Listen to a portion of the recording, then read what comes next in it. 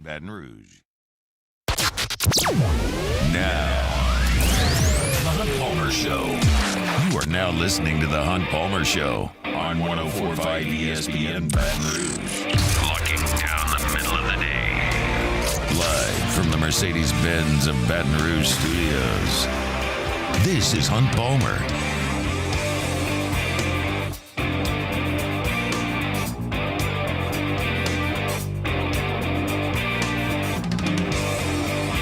Welcome in. Hunt Palmer coming to you from Mercedes-Benz of Baton Rouge studio downtown in the capital city on this Wednesday. About half the work week in the rearview mirror. Appreciate you hanging out with us here at 104.5 ESPN Baton Rouge.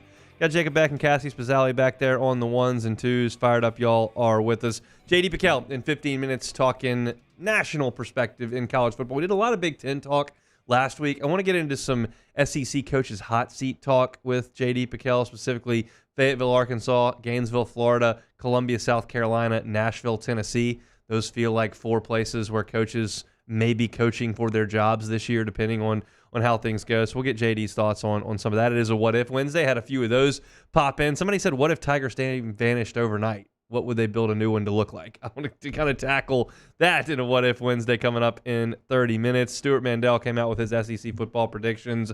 We'll talk a little bit about those at 1:45. We'll do some Meet the Freshman. Koki Riley out at practice today. I was not able to be there today, but Koki was, so he'll join us at 2:15 to talk about it. Got some Saints sound we'll get to as well. So plenty to do here on this Wednesday, so buckle up and let's ride here on the Hunt Palmer Show. You know, I talk a lot about my college football emotional calendar, and at the point that it turns to August, optimism goes through the roof no matter where you are. The reason for that is segments like this.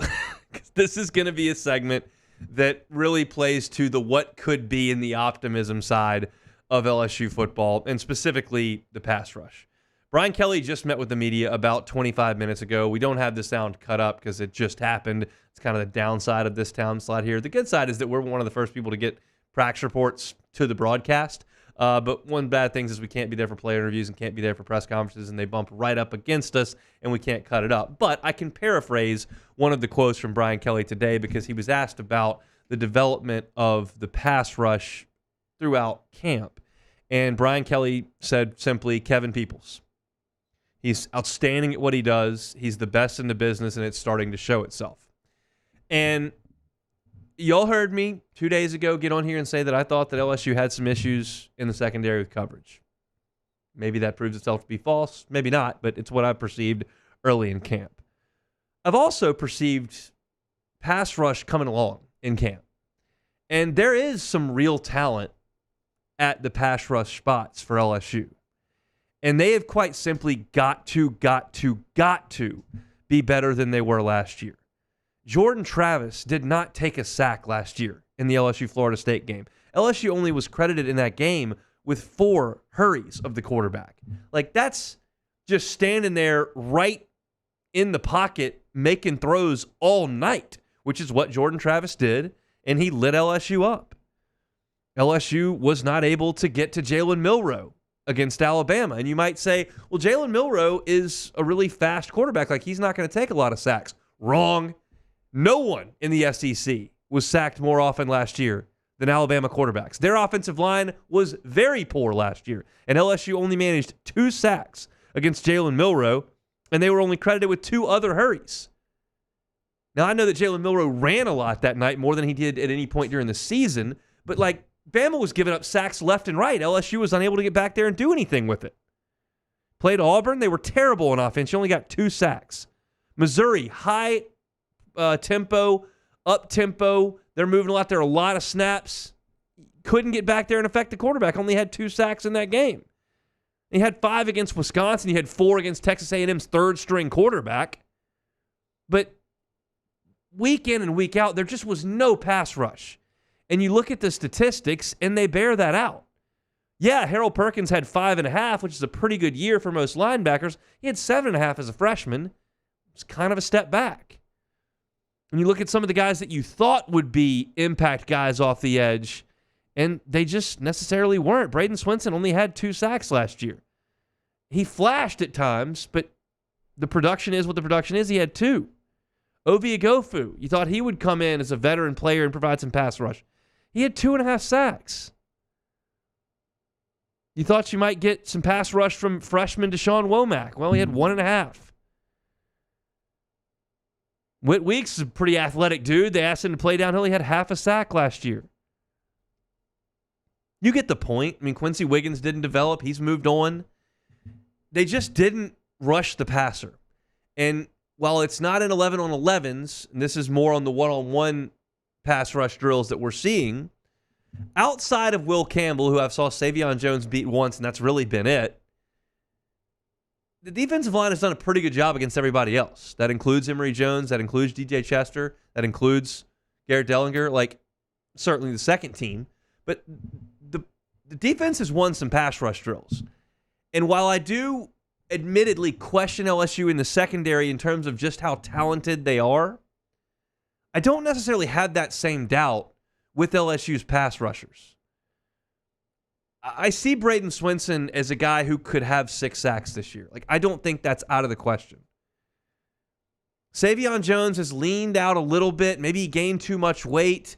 I thought the breakout was going to come last year. It was going to be kind of Caleb Chason to B.J. Ojulari, and Savion Jones would be next. That was kind of the bridge I was building, and it didn't happen.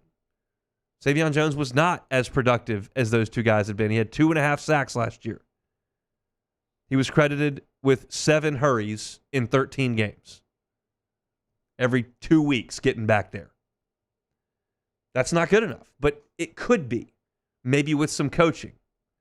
Deshaun Womack, you're a freshman last year. I don't expect you to set the world on fire, but he did make a big play in the A&M game, and I think that's a guy who has every ability. He's got the frame, he's got the size, he's got the length. Now he's got some experience. Now he's got some coaching. And I think I look at these guys and I suggest maybe there's something to this. I've even thought Dylan Carpenter's had a pretty good camp. I don't expect him to play a whole heck of a lot, but he's won some reps. Certainly Harold Perkins is going to be counted on to do some of this if I bring it back to the next level. Jacobian Guillory's gotten some pushes in some of these drills that maybe he doesn't become the guy that gets back there, but maybe he disrupts things enough so that somebody else can come clean it up. Keep in mind, and this is something that I've been very cognizant of and made points about multiple times, and that I think most LSU fans are aware of but need to understand, like, these guys have had a lot of position coaches. A lot of them. Like Jacobian Guillory, who I talked about late last week, he's had basically 7 position coaches. You go back to Ed Ogeron, kind of being the guy in charge of that room, along with his coaches there, and you had Jamar Cain, and he left for a year.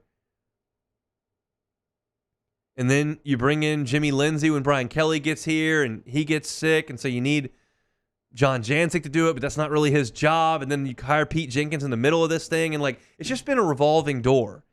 And it makes sense that I could point to stability in that room, expertise from a pass rush specialist, some older players. Like, these guys aren't young. Savion Jones is not young. Braden Swinson is not young. At this point now, Deshaun Womack is not young in college years. They should have guys that can get back there and win and affect the passer. And if you're not going to be an elite defense, and I don't think LSU is going to be an elite defense, if they are, put everybody on notice. I think we're all aware of that. And everybody's kind of talking about the defense. They're going, well, if they can be top 40, that's what T-Bob says. If they can be top 40, then I think they might really have something.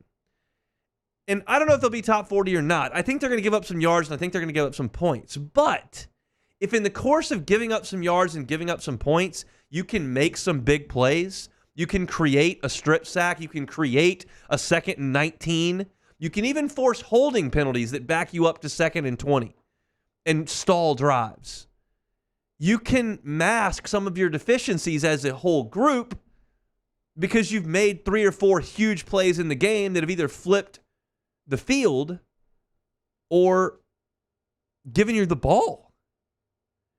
So I think it's a piece to this defense that I'm willing to acknowledge some significant upside. I don't think LSU's as good in the middle rushing the passer as Mekhi Wingo, Mason Smith, and Jordan Jefferson. But I do think they can take that coaching. They can be a little bit better than this group of guys was last year, talking about the guys who were here. Jacoby and Guillory, Gio Paez now here, Jalen Lee, Sean Washington. Like, maybe they can coach those guys up, and maybe the talent that I see on the edge, which I do see, maybe that starts to shine through and becomes a real bright spot on this defense. There are really good tackles in the Southeastern Conference, really good ones. There are smart quarterbacks that can be elusive and tough to deal with. But you've got to get some pressure. And LSU, in the games they lost last year, did not get enough pressure. You did not get enough pressure against Alabama. You did not get enough pressure against Florida State. You did not get enough pressure against Ole Miss. And you probably didn't get enough pressure against Arkansas or Missouri or A&M, but your offense bailed you out. I don't want to have to depend on that this year. I think there's real reason for optimism on the pass rush. Brian Kelly oozed it today. I'm certain Matt will play that bite for y'all later on today, probably in his first segment, to talk about the energy in Brian Kelly's voice when he said what a great job that he thinks at this point Kevin Peoples is doing with that pass rush group. And he's not dealing with the entire defensive line. He's working with just pass rushing, specifically on the edge. And that group needs to be coached because there's clay to be molded there. And if they get that done, that could be another feather in the cap of this LSU defense. And that's what we all desperately want to see. Got to get some pressure. And it's really got to start right out of the chute against Southern Cal in this Lincoln Riley offense with Miller Moss under center. Hopefully so. I'm hopeful the pass rush becomes a real strength. All right, when we come back, let's talk to J.D. Piquel about some SEC coaches who may be coaching for their job. We'll do that next on the Hunt Palmer Show. You are now listening to the Hunt Palmer Show. Audio Video Security Solutions, avssla.com is the website. I generally tell you about their ability to cater your home entertainment system to exactly what you're looking for, whether it's the video, whether it's the audio. But that's the meat and potatoes of what AVSS does. But they can do some really cool stuff as well that is maybe not for everybody. But if it's for you, listen up. Golf simulator, anybody? A little warm to go out there and hit the driving range. A little bit warm sometimes to play 18 holes. Maybe the rain comes through, don't have an opportunity, or you don't have enough time to get to the course, but you'd like to work on your game. You got room for a golf simulator in your house. If that's the case and you'd like to explore that, Audio Video Security Solutions has experience installing golf simulators in homes. They've done it before. They can do it for you. If you're like, I don't even know where to start that process, well, make a phone call to Mitchell Fisher, 225-439-7920. It's 225-439-7920. Hey, Mitchell, I'd like to put a golf simulator in. What do I do? He'll walk you through the entire process, and they can have you set up. You can be playing Pebble Beach or Augusta National on the simulator real soon if you make that phone call to Mitchell Fisher and his team at Audio Video Security Solutions. Check him out on Instagram, AVSS_BR, AVSS_BR on Instagram. And I always tell you online, it's Audio Video Security Solutions. They're at avssla.com. Our listeners fire off their opinions on the jimsfirearms.net hotline at 499-1045. Keep listening for your next chance to shoot us your thoughts with the jimsfirearms.net hotline on 1045 ESPN Baton Rouge. Bayou Ford has the new inventory to get you in a new Ford truck or SUV today, or customize your next vehicle just the way you want it. All new Bayou Ford vehicles come with a 1 million mile powertrain warranty. The crew at Bayou Ford is going to do right by you. There's nothing chill about a hot, sweaty line. Unless you add Mountain Cold Refreshment. Coors Light. Choose chill. Bayou Chrysler Dodge Jeep Ram is taking $20,000 off new 23 Ram 1500 trucks. We're open for business in our beautiful new showroom and taking $20,000 off the powerful Ram truck. All new Bayou vehicles come with a 7-year, 100,000-mile warranty. The crew at Bayou Automotive is going to do right by you. The Windsor Senior Living Community in Mandeville, Louisiana is a beautiful, vibrant apartment community geared toward seniors. They are nestled right in the heart of Mandeville, where seniors live a more carefree lifestyle in spacious apartments with the peace of mind that comes from having a little extra help. Call the Windsor at 985-624-8040 to schedule a lunch and tour. Come see how the Windsor can be your passport to peace of mind. There it is, the extra mile, on the border of expected and extraordinary for those willing to go further, like vans customized for work or play, with safety and tech to keep you connected, supported by a 5-star sales, service, and finance team, and backed by the 1-star you know. So go the extra mile. It's never crowded, because so few have what it takes to go there. Mercedes-Benz Vans. I've been doing business with Luba for 25 years. They're dependable, trustworthy. It's just the attention to detail with our clients. Our folks have years and years of experience. They're highly trained professionals, but many companies have that asset. What I'd like to think makes Luba a bit different is that we use those talents in a way that truly is dedicated to serving the needs of the folks who depend on us. Farming is a way of life for us. It's not something we get up in the morning and dread going do. It's just something we go to bed at night looking forward to getting up to go do. John Deere equipment is what we as farmers strive to have. So it's in your blood, it's in your veins. It's just a part of who you are. Green is what we want to be in. The other tractors were acquired to patch it up to get to where you want to be. Where we want to be is in John Deere. Flip the switch and learn more about what it means to be powered by sunshine at sunequip.com.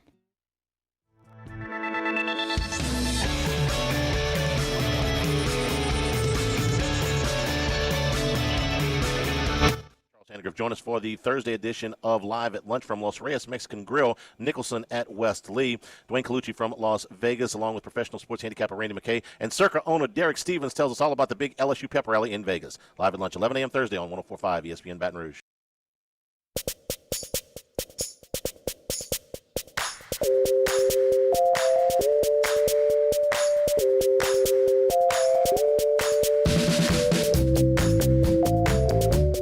You're listening to the Hunt Palmer Show on 104.5 ESPN Baton Rouge. Koki Riley with The Advocate was out at LSU practice today. Been out there all camp long. Was at the Brian Kelly press conference as well. He'll join us coming up in hour number 2. 1 hour from right now, in fact. Right now, let's head out to Jim's Firearms Hotline. Chat with our guy, J.D. Piquel of On 3 Sports, host of The Hard Count. J.D., how we doing? Brother, doing well, man. Right around the corner from game week. It's here. It is right around the corner. There's no doubt about that. As the season approaches, I'm curious your thoughts. I got 4 guys in mind. I got Sam Pittman at Arkansas, Billy Napier at Florida, Shane Beamer at South Carolina, and Clark Lee at Vanderbilt here in the SEC. Which of them do you think is in the most precarious spot relative to their job security? You know, this hurts a little bit to say it out loud because I love him so much as a human being. I think he's great for college football, but I think Sam Pittman is just in a tricky spot. Like, I don't love the roster, and even if you do like the roster, you're in a spot where the SEC is just so unforgiving. I think of those other 3, I think the Shane Beamer talk is a little bit overblown in my opinion, or I think it would be overblown if you were going to make a move off of him. I think Napier's roster is a lot better than we're giving credit.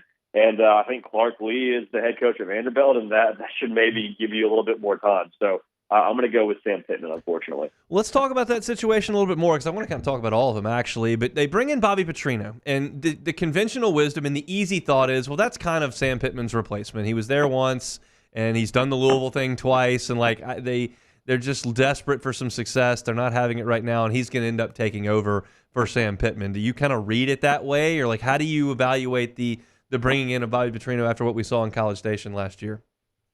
You know, it really feels that way, doesn't it? And if it walks like a duck, if it talks like a duck, you know, you may have yourself a duck there. So I think when you look at the lay of the land, like if you have a guy that you trust internally, that you feel good about, that you think can get you where you want to go, like is already on your staff, okay, like let's make that move. I think I'd be very curious. I mean, the amount of money I would give, I don't currently have, to be able to be a fly on the wall for that conversation whenever Bobby Petrino was hired, because it feels a little bit like if you're Sam Pittman, like, hey, we're inviting, you know, potentially we're maybe inviting a bear to come hang out with us in the cave, and he may actually end up eating this whole operation. That was a poor comparison there. I was trying to think of what woodland creature to compare Sam Pittman to, and none really fit. But yeah, basically, I feel like you kind of hired your replacement, which doesn't make a whole lot of people feel good, probably. But I mean, hey, if they win, I think everybody kind of gets what they want.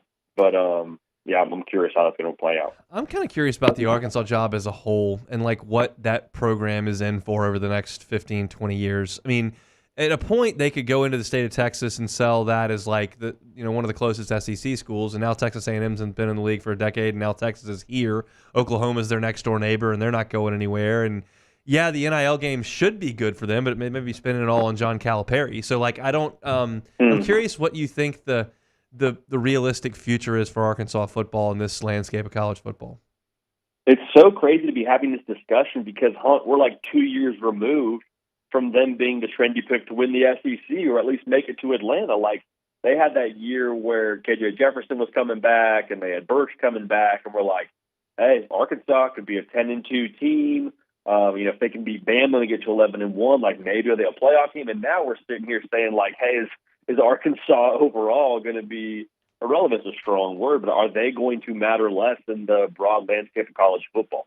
I think Missouri is a really interesting case study. If I'm Arkansas, it's a situation where, like, I would argue the Arkansas brand is just as big as Missouri. I think Arkansas has, in some ways you can argue as rich a history as Missouri does when it comes to competing at a high level in college football. Like, why not copy that blueprint? Like you said, NIL should be a way where they can flip this thing pretty quickly. So if you can get the right alignment and you can pour in the right amount of greenbacks, like, I think there's enough people around Arkansas, and I have to believe within Arkansas, within those four walls, whether it be administration or powers that be, that can get that money headed the right direction to revamp the roster quickly. So a lot of ifs and a lot of variables, but I do feel like Arkansas as a brand and from a resources perspective has every opportunity to matter in the college football landscape as much as they choose to financially.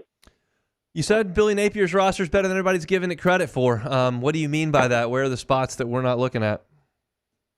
I think when we look at Graham Mertz, everybody told us last year the guy was going to suck, and then he came in and threw for over 3,000 yards and only had 3 picks and 20 touchdowns. I think also we look at like the snapshot of last year, and we may have talked about this, but like 5-7 reads a whole lot different than 6-6, and the 5-7 reads a whole lot better or a whole lot worse rather than 7-5. It's going back to the wouldas and couldas and shouldas, but Florida was a 4th and 17 away, and then a missed field goal away against Arkansas from being a 7-5 football team, which I think is what they probably should have accomplished last year. So I think we're taking the 5-7, and then we're looking at their gauntlet, and we're like, hey, Billy Napier, like, it definitely is a show me year, but I don't think he's quite as down bad as maybe the overall opinion is. So going back to your question, I think quarterback's a lot better than maybe we're giving credit for. I love their playmakers. I mean, Montrell Johnson, when he's healthy, is a force in that backfield. Trey Wilson, I think they're going to force feed him the football this year in the slot. I think he's really excited. He should be the focal point of their offense. Got 2 receivers in the transfer portal. And then defensively, like, the secondary was the big issue for them, and they're going to be more experienced. I think they're going to be better overall just schematically, adding Ron Roberts in to kind of help oversee that thing with Austin Armstrong. Austin Armstrong, as good as a DC as he is, having somebody who's been around the block a few times and Ron Roberts to kind of help quality control, I think that's really going to benefit them. So I think that the outfit for Florida, while the schedule is brutal, I think that they're going to be someone that whoever they draw on the schedule, whether it be an LSU or a Georgia, like, they're going to have to deal with them just as much as Florida's going to have to deal with those schools. What's good for Florida this year from a record standpoint? I think good is 7-5. My concern is you get to 6-6 and you're kind of in no man's land. And so if it goes to 6-6, then I think you go to the eye test. Well, how far away are we when we play Georgia? How far away are we when we play Texas? Like, are we getting run out the building? Is it 21-0 in the first half and we're passing the sticks to whoever was up next on the controller? Or is it, hey, we played Georgia for the last snap. Hey, we play Texas to the fourth quarter. Those are the big, like, litmus tests for me. But from a record perspective, you get 7 wins against that against that schedule rather. 7-5 with that schedule to me is good enough as a team, if you were to copy and paste them to like the Big 12, I think that'd be good enough to win the Big 12. So, I mean, everybody makes a big deal out of the end of Florida schedule, and they should. It's Georgia and Jacksonville, at Texas, LSU, Ole Miss, at Florida State. It's just an absolute murderer's row. But to me, the more fascinating piece to this is actually the first month and a half. It's Miami in the Swamp, then Samford, whatever. But then you've got A&M in the Swamp, at Mississippi State, which is not going to be a cakewalk, I wouldn't think. And then you got Central Florida. And that's not going to be a cakewalk either because they've got a quarterback that's played in the SEC and a coach that's coached in the SEC. So, like, if they can't keep their head above water over that point, then it's a moot point. But if they can, it'll make things really interesting. What does your gut tell you about that start? No, I think you're on the money there. Like, things can get very messy if they don't get started the right way. I think they're going to go into the game against Tennessee undefeated. I really do. I mean, I think the game against Miami is going to be a tone setter. I mean, Samford is obviously, or I say obviously, knock on wood there for everyone listening who's an Auburn Tiger fan. They're having visions of New Mexico State. Samford should be a win. A&M, I just think the fact that they get all those games at home, and then you play what should be one of the worst teams in the SEC, Mississippi State. I think if you're able to be undefeated going into the bye week, I don't think you get a week of prep and then lose to UCF at home. Like I really do think that they're going to shock a lot of people that first month of the season, and that first game is really what starts it all. Like if you can beat Miami, think about what that does for you as a locker room in terms of like belief, buy-in, confidence, all those things. Like okay, it's one thing to do it, on the field, but to prove it to yourself in an actual 4-quarter game. Hey, we're good enough to hang with a team that a lot of people are saying is going to be a college football playoff team. I think all bets are off after that, and it definitely gets more difficult, but that'd be a nice way to kind of set the tone for them from a confidence level. What's the over-under on cramps? August 31st, 3:30 p.m. kickoff in the Swamp. That's going to be just a nightmare. But we'll see. It should be an interesting football game. Let's talk about South Carolina briefly before I let you go, because LSU does play South Carolina in Week 3 of this season. I do an SEC Power Rankings segment every week during the season, and I look at all the statistics when I'm doing it, and South Carolina was shockingly awful statistically last year. Worst rushing offense in the conference, worst rushing defense, couldn't get any sacks. Like, the statistics were just mind-bendingly bad. How much was Spencer Rattler covering up for, and are they going to be able to kind of flip that script this year? Yeah, I mean, him and Xavier Legette. You had a first-round receiver you were throwing to, and just a bad offense, honestly, overall, with what they had up front. So, I'm with you. They're one of those teams, too, and this is kind of funny to say out loud, but, like, Shane Beamer, even coming into this last season, like, they kind of had expectations last year because of how they finished 2022, but, like, it feels like him at South Carolina, or his teams, rather, have never totally checked out on paper. Like, they've just found sort of funny ways to win games. They catch fire offensively against Tennessee at the end of that 2022 year, and so I guess what I'm saying here is, I'm leaving a little bit of margin here for like the Beamer effect where things don't make sense statistically. If they're as bad as they were up front a season ago, like it might be a whole different story. But if Lenoris Sellers ends up being billed as, or ends up being what he was billed as, rather, as a high school recruit, and is able to kind of capitalize on that time he had to learn last year, I think they're going to be very fascinating. I'll say that much. I'm leaving some room for them to overachieve expectations because before last season, that was all Shane Beamer had done in Columbia, South Carolina. So I think they're going to be better than people think. But, again, not everybody can be better than people think. Someone's going to have to be the short end of the stick. But I like Shane Beamer. I'm not selling my stock just yet. JD, we appreciate the time, man. We'll catch up next week. Appreciate you, huh? Thanks again, man. JD Piquel from On3 Sports, host of The Hard Count. Check out the On3 YouTube channel. Subscribe up to it for all your college football information. JD does a great job, and he always joins us on Wednesdays. We really appreciate it. My perspective on those kind of briefly is Sam Pittman's got no chance. He's got a bad roster. Schedule's too difficult. It's hard to find wins for Arkansas. He's not going to make it. He only kept his job last year because of money. They're just whittling that buyout down. I don't know if they're going to hire Bobby Petrino or not, but he's not going to survive this. I just don't think the schedule allows for Billy Napier to get to 7 wins. Maybe we're all sleeping on Florida, and I can get you a home win against Miami, beat Samford, beat A&M at home, go to Mississippi State and win, and then beat UCF, and then you get to 5 to start, and you go at Tennessee. I don't think they're going to win that game.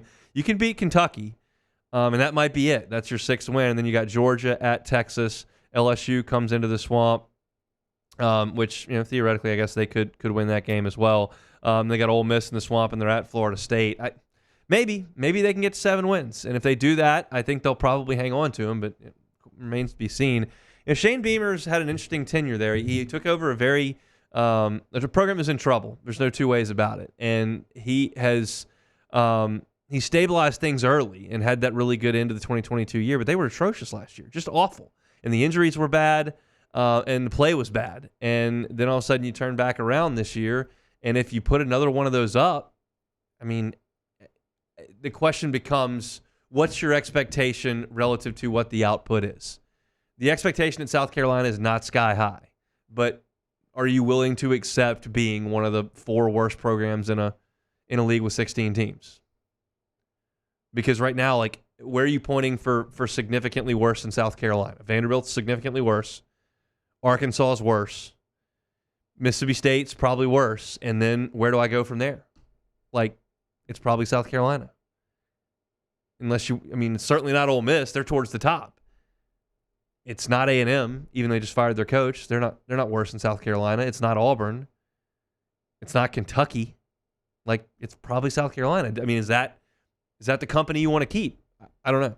I think it's interesting, and LSU will see South Carolina the next 2 seasons. This year in Columbia in week 3, and then come back in a few weeks, in the next year, and they'll come to Baton Rouge. So interesting stuff from J.D. Piquel. We appreciate a little bit of his time on this Wednesday. When we come back, we'll do some not take it or leave it. We'll do some What If Wednesday. Hunt Palmer Show.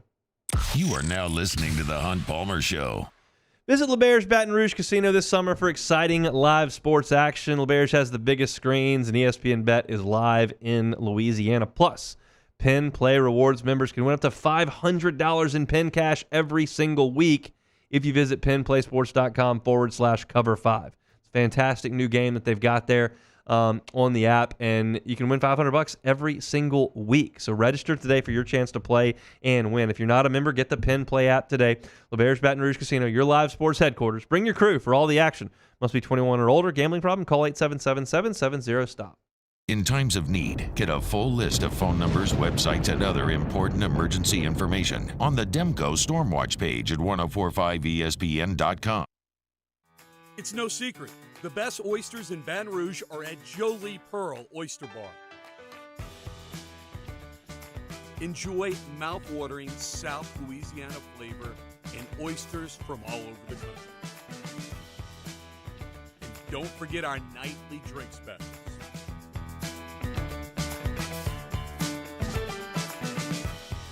Jolie Pearl Oyster Bar, located in downtown Baton Rouge.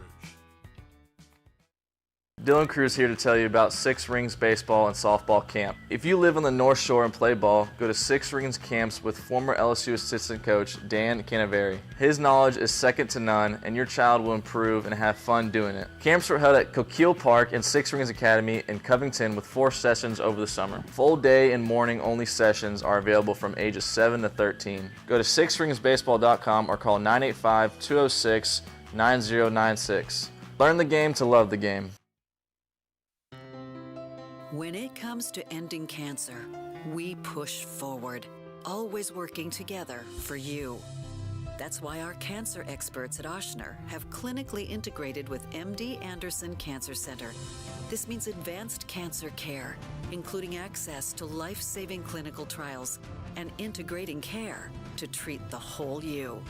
Introducing Ochsner MD Anderson Cancer Center. Long live you. BRAC teamed up to reimagine your parks, and you imagined big. With your help, we went to work, creating 12 beautiful community parks across the parish. A family-sized water park, miles and miles of trails, and parks just for your dogs. There are more places to splash, to explore, to run wild, and even soar. You imagined, we delivered. Gold. BRAC, your #1 park system in the nation. Electricity is all around us, and our families depend on it. Every day is sparked by the power of a cold drink or a warm meal, a movie night, and a comforting light at the end of a dark hallway. From sunrise to sunset, playtime to bedtime, our team is ready to take care of your electrical needs, even in the case of an after-hours emergency. The light in your life shines brighter with Mr. Electric. Hey, it's Matt Moscona. For years, you've heard me tell you about Insurance Network of Louisiana, helping you find better coverage for less money. But it's not just for your home and auto. They also offer commercial property. So, retail stores, professional offices like doctors, dentists, attorneys, clothing boutiques. Insurance Network of Louisiana can find you better coverage for less money. They service the entire state of Louisiana, and they're local. So call Moscona, inviting you to join us for Wednesday's Hump Day AFR, presented by Pluckers. Tigers are back on the practice field, and Brian Kelly meets with the media after. We'll let you know everything the head coach has to say. Join us Wednesday, 3 to 6, 104.5 ESPN Baton Rouge.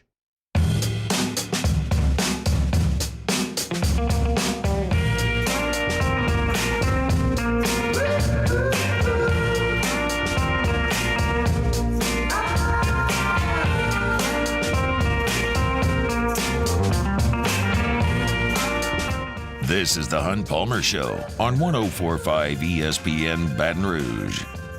Some bummer news out of the Twin Cities. J.J. McCarthy, Vikings rookie quarterback, out for the season.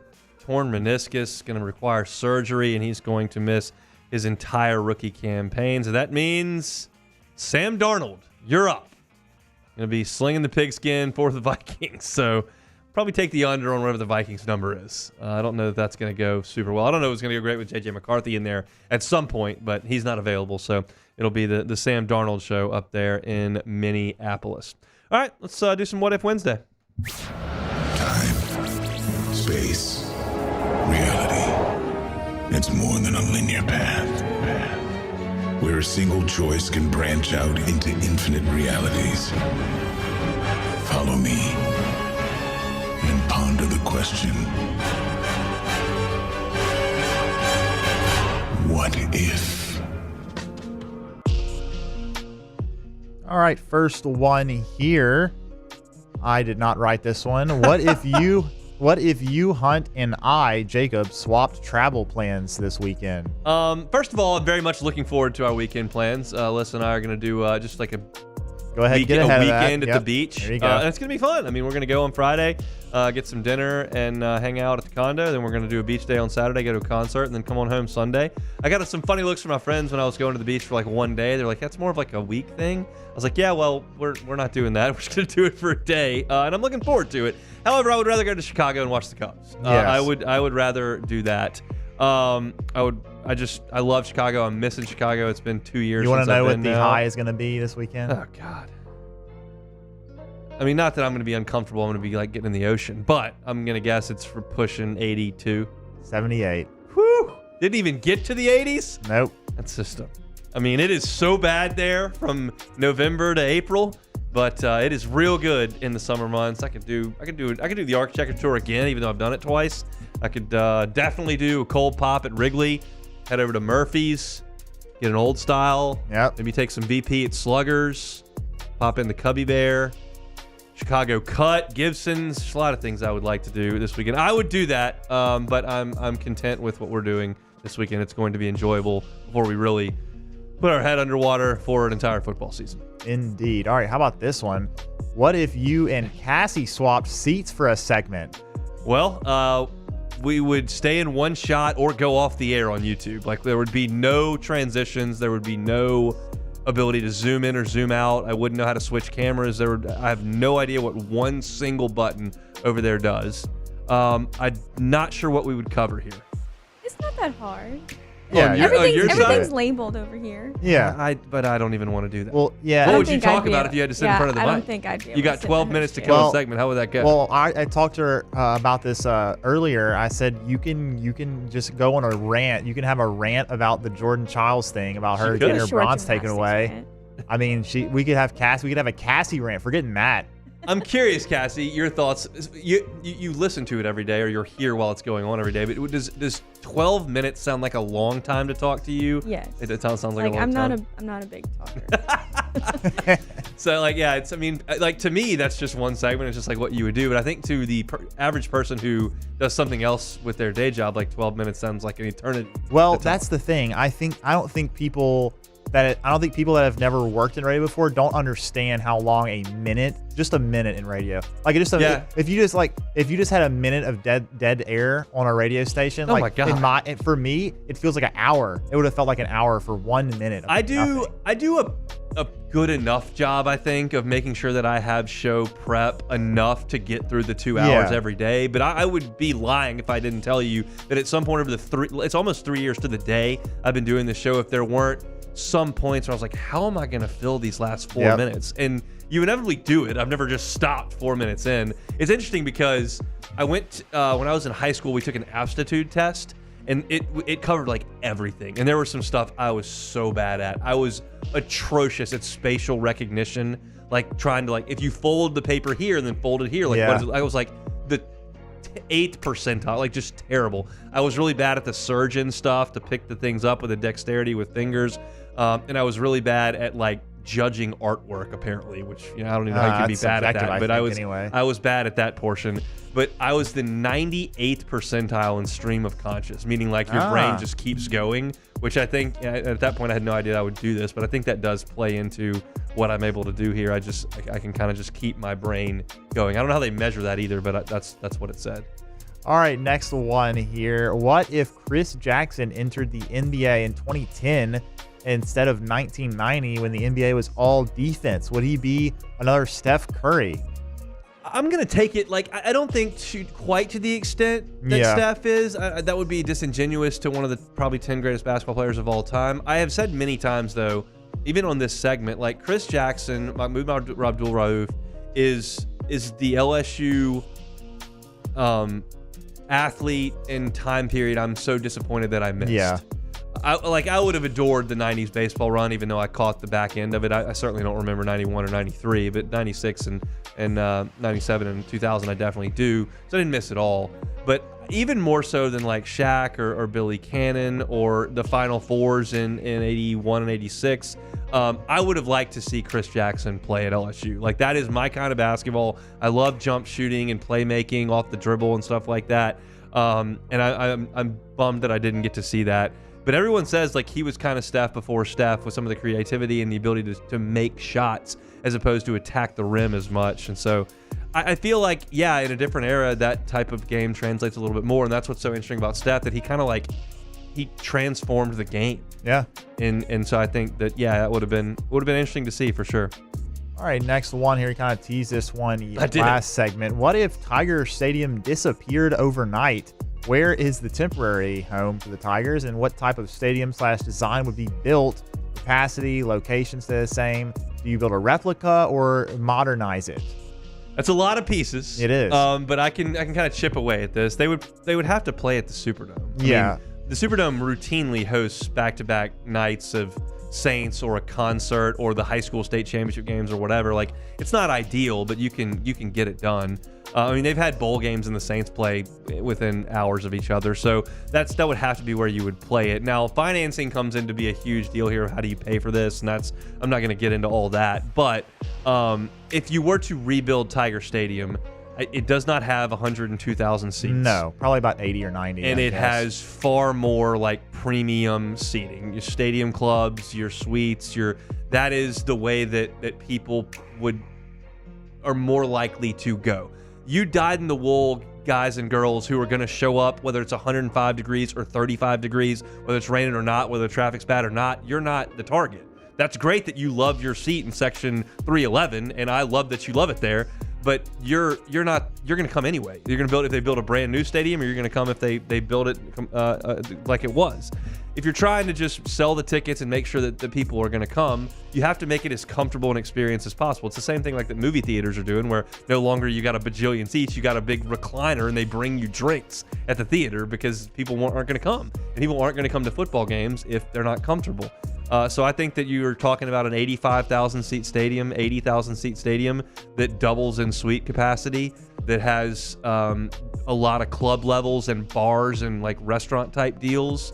and it looks closer to some of the NFL type stadiums than what Tiger Stadium does right now.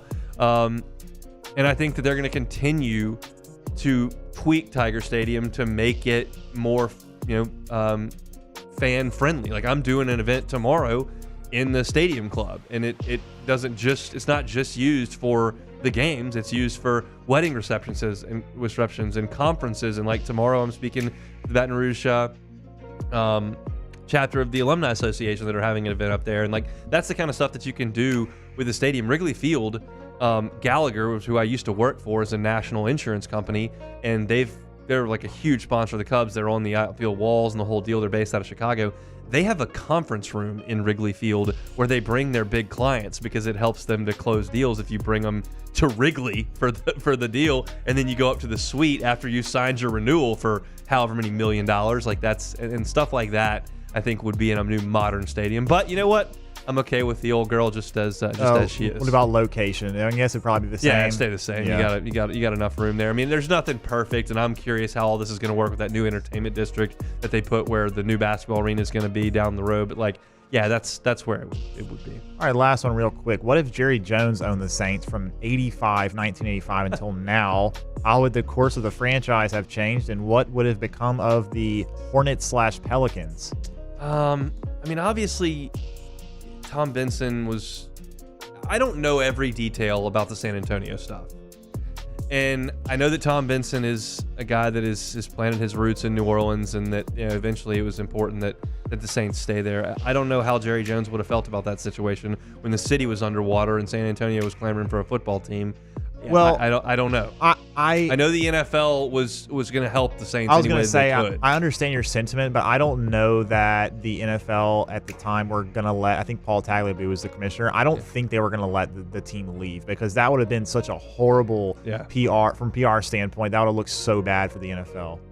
But Jerry wants to win. He does. And he spends a lot of money. He's not good at being the general manager, and the same problems Dallas has had for decades with him trying to do everything would have persisted in New Orleans. Yeah. But he would have tried. It wouldn't have been like some of the owners in sports who don't try to win and try to make money. Jerry tries to win. He's just not that good at it. So I think that the Saints probably would have been a team that had high-priced free agents that spent a lot of money and had a lot of flashy bells and whistles around the franchise, but probably didn't win very much. So that's kind of, as far as the Pels go, man, probably the same type deal. If Jerry could get his paws on that. I mean, obviously Cuban bought the Mavs, and Jerry probably had a chance to do that because it wasn't that quote-unquote expensive at the time, but it is what it is. So that's an edition of What If Wednesday. Appreciate y'all for firing those away on Twitter. When we come back, The Athletic had a piece from Stuart Mandel, some SEC football predictions, and two are very pertinent to LSU. We'll get to those coming up next. You are now listening to The Hunt Palmer Show. Highland Insurance Group. If you're a business owner and you're looking for commercial property and casualty or group employee benefits, either side, Highland Insurance Group can absolutely help you with that. I know that right now property insurance rates are terrible. I know that right now auto insurance rates are terrible. I know right now that umbrella insurance rates are terrible if you're a business owner. That's all really bad. And if you're going to make a phone call hoping to save 20% on your renewal, just save the phone call. That's not available. But your insurance broker should be someone who can walk you through the process, someone that you can trust, like your CPA, like your attorney. That's just part of your team. If you don't have that type of relationship with your insurance broker today, Jonathan Carbo and his team at Highland Insurance Group should be your trusted resource. Again, whether it's property and casualty or group benefits, employee benefits, they can handle both lines over there at Highland Insurance Group. You can check them out online, highlandIG.com, highlandIG.com. It's Jonathan Carbo and his team at the Highland Insurance Group right here in Baton Rouge, highlandIG.com. Get the 104.5 ESPN Baton Rouge app powered by Bayou Ford and tap the microphone icon to send us your thoughts in an audio message. Your message could be played on air during Off the Bench with Esther and T-Bob, The Hunt Palmer Show, and after further review with Matt Moscone. Bayou Chrysler Dodge Jeep Ram is taking $20,000 off new 23 Ram 1500 trucks. We're open for business in our beautiful new showroom and taking $20,000 off the powerful Ram truck. All new Bayou vehicles come with a 7-year, 100,000-mile warranty. The crew at Bayou Automotive is going to do right by you. Gulf Coast Office Products is a nationally recognized Savin office equipment dealer based right here in Louisiana. Over 100 employees strong, Gulf Coast has the boots on the ground to support all vertical markets, from education, engineering, legal, and finance. With the latest in office technology, from desktop to production segment units, Gulf Coast and Savin have the perfect fit for you. Call 225-756-2644. That's 756-2644 for Gulf Coast Office Products.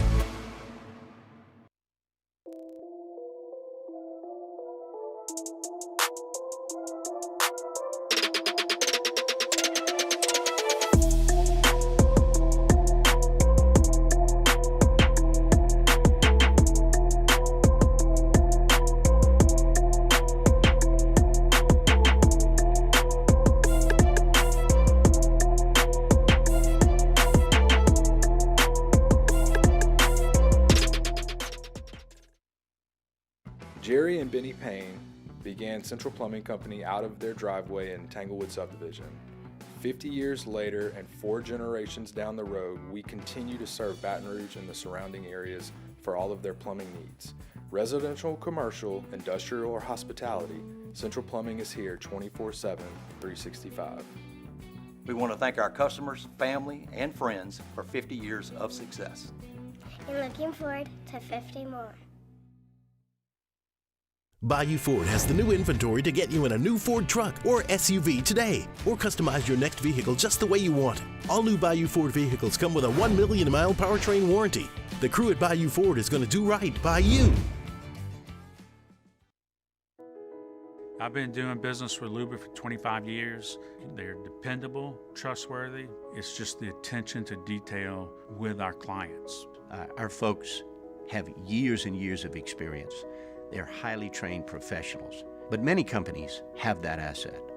What I'd like to think makes Luba a bit different is that we use those talents in a way that truly is dedicated to serving the needs of the folks who depend on us. There it is, the extra mile, on the border of expected and extraordinary, for those willing to go further, like vans customized for work or play, with safety and tech to keep you connected. Supported by a 5-star sales, service, and finance team. And backed by the 1-star you know. So go the extra mile. It's never crowded because on Thursday's OTB, we continue to break down Saints Niners. Plus, hear the latest from LSU training camp. Chef Michael Johnson answers all your culinary queries with Munchies. Off the bench, 7 to 10 a.m., 104.5 ESPN.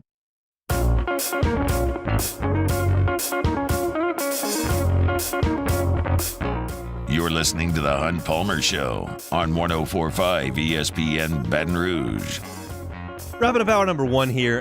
Stuart Mandel wrote a piece on The Athletic with some SEC predictions. I'm actually going to get to more of them at the top of the second hour after we do some Meet the Freshmen. But one of the pieces I wanted to pull from it was just a tidbit on LSU's schedule. He gave a final record for every team in the Southeastern Conference, playing them all out, and gave what he thought their record would be.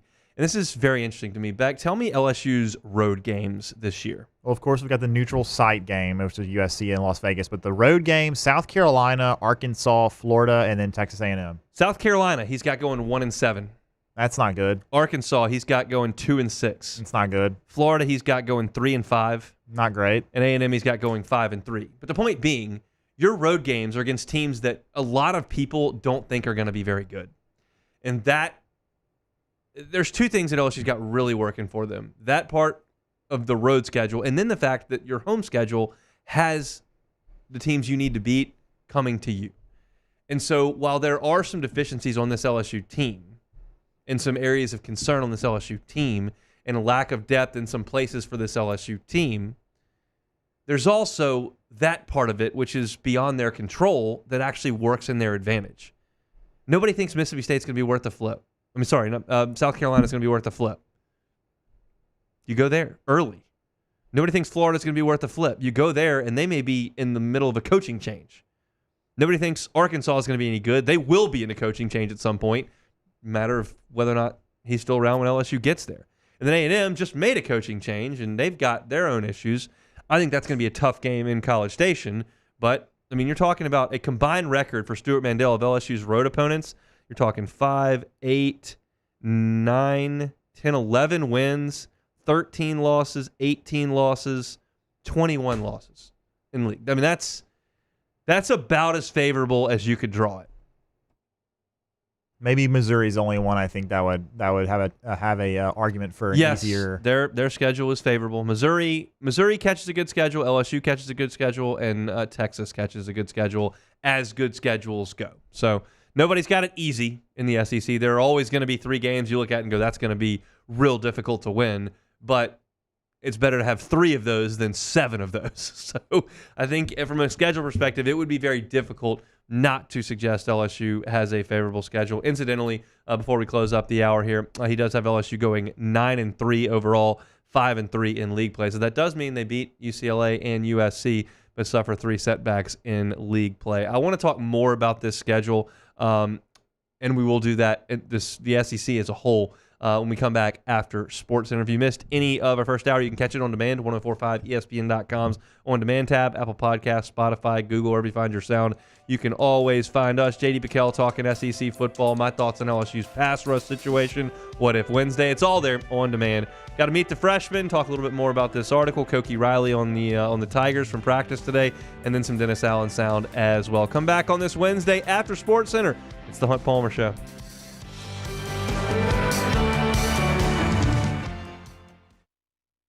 It's an everyday thing here. We work horses in the mornings and we work on the property during the day, and without these John Deere tractors, it'd almost be impossible to keep up with the place. I've dealt with some of the other colors and stuff, and I never really got the response back that I get from John Deere, We really enjoy dealing with Sunshine. They're good people. They always check on us and make sure our equipment's running, and we love them. Flip the switch and learn more about what it means to be powered by Sunshine at sunequip.com. There it is, the extra mile, on the border of expected and extraordinary, for those willing to go further, like vans customized for work or play, with safety and tech to keep you connected, supported by a 5-star sales, service, and finance team, and backed by the 1-star you know. So go the extra mile.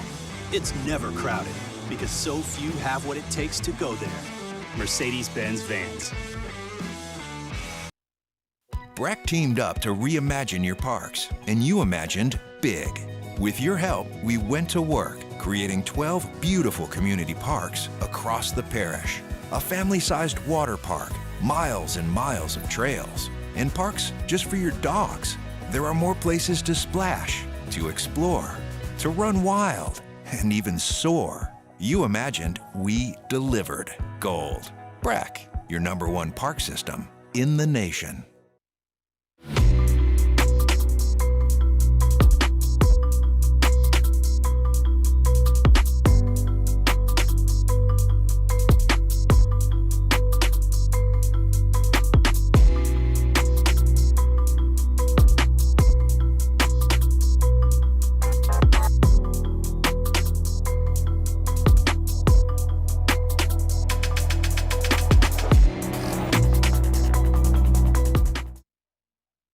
Dylan Cruz here to tell you about Six Rings Baseball and Softball Camp. If you live on the North Shore and play ball, go to Six Rings Camps with former LSU assistant coach Dan Canaveri. His knowledge is second to none, and your child will improve and have fun doing it. Camps are held at Coquille Park and Six Rings Academy in Covington with 4 sessions over the summer. Full day and morning only sessions are available from ages 7 to 13. Go to sixringsbaseball.com or call 985-206-9096.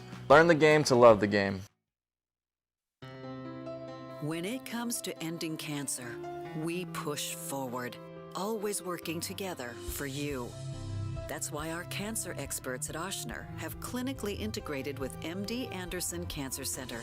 This means advanced cancer care, including access to life-saving clinical trials and integrating care to treat the whole you. Introducing Ochsner MD Anderson Cancer Center. Long live you. Electricity is all around us, and our families depend on it. Every day is sparked by the power of a cold drink or a warm meal, a movie night, and a comforting light at the end of a dark hallway. From sunrise to sunset, playtime to bedtime, our team is ready to take care of your electrical needs, even in the case of an after-hours emergency. The light in your life shines brighter with Mr. Electric.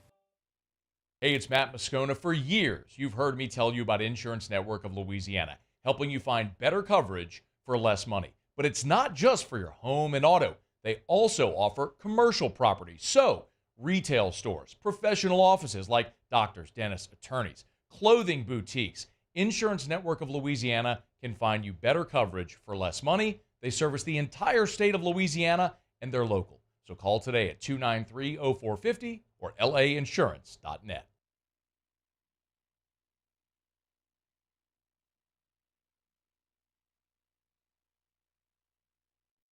Is Sports Center. I'm Christine Lisi. Unfortunate news for the Vikings and rookie quarterback J.J. McCarthy. He will miss the entire 2024 season. Surgery on a torn meniscus revealed a repair was necessary. He was hurt in the preseason opener. Sam Darnold set to start week 1. The 49ers still trying to work out a long-term contract with star receiver Brandon Ayuk, but have also agreed to parameters of a trade that would send him to the Steelers. The Niners don't want to trade Ayuk, but contract negotiations at times have been contentious as he continues to hold in at training camp. Sources tell ESPN's Jeremy Fowler an Ayuk trade is one phone call away. Unsportsmanlike co-host Chris Canty. The Pittsburgh Steelers need a player like Brandon Ayuk. And it's hard to find those kind of guys because usually when teams got them, they don't let them walk out of the building. The Browns signed linebacker Jeremiah Owusu-Koramoah to a 3-year extension worth up to $39 million, $25 million guaranteed. Scotty Scheffler, the odds-on betting favorite to win the FedEx Cup as the playoffs begin this week, minus 120 at ESPN Bet. Next is Xander Schauffele at plus 400, followed by Rory McIlroy at plus 450. Hey, it's your resident Super Bowl champ, Chris Canty, coming up Thursday. I know Bengals fans are mad at me about my take about their franchise. I'll tell you why I'm right, though. It's Unsportsmanlike, 6 a.m. Eastern, right here on ESPN Radio, ESPN2, and ESPNU.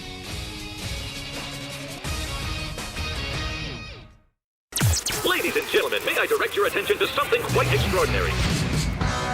Now, the Hunt Palmer Show. The Hunt Palmer Show on 104.5 ESPN Baton Rouge. Live from the Mercedes-Benz of Baton Rouge studios. This is Hunt Palmer.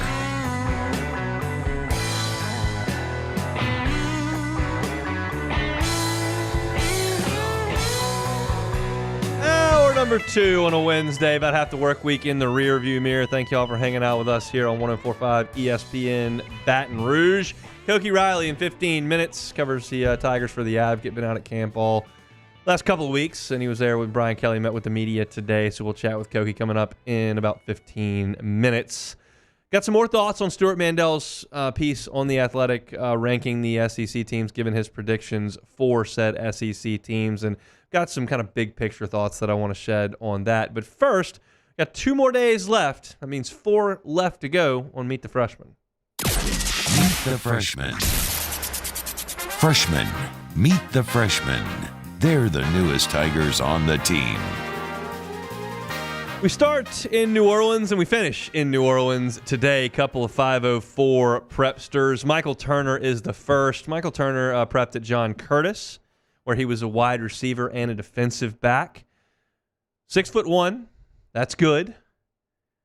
152 pounds, not as good when you're carrying 152 pounds on a 6'1" frame.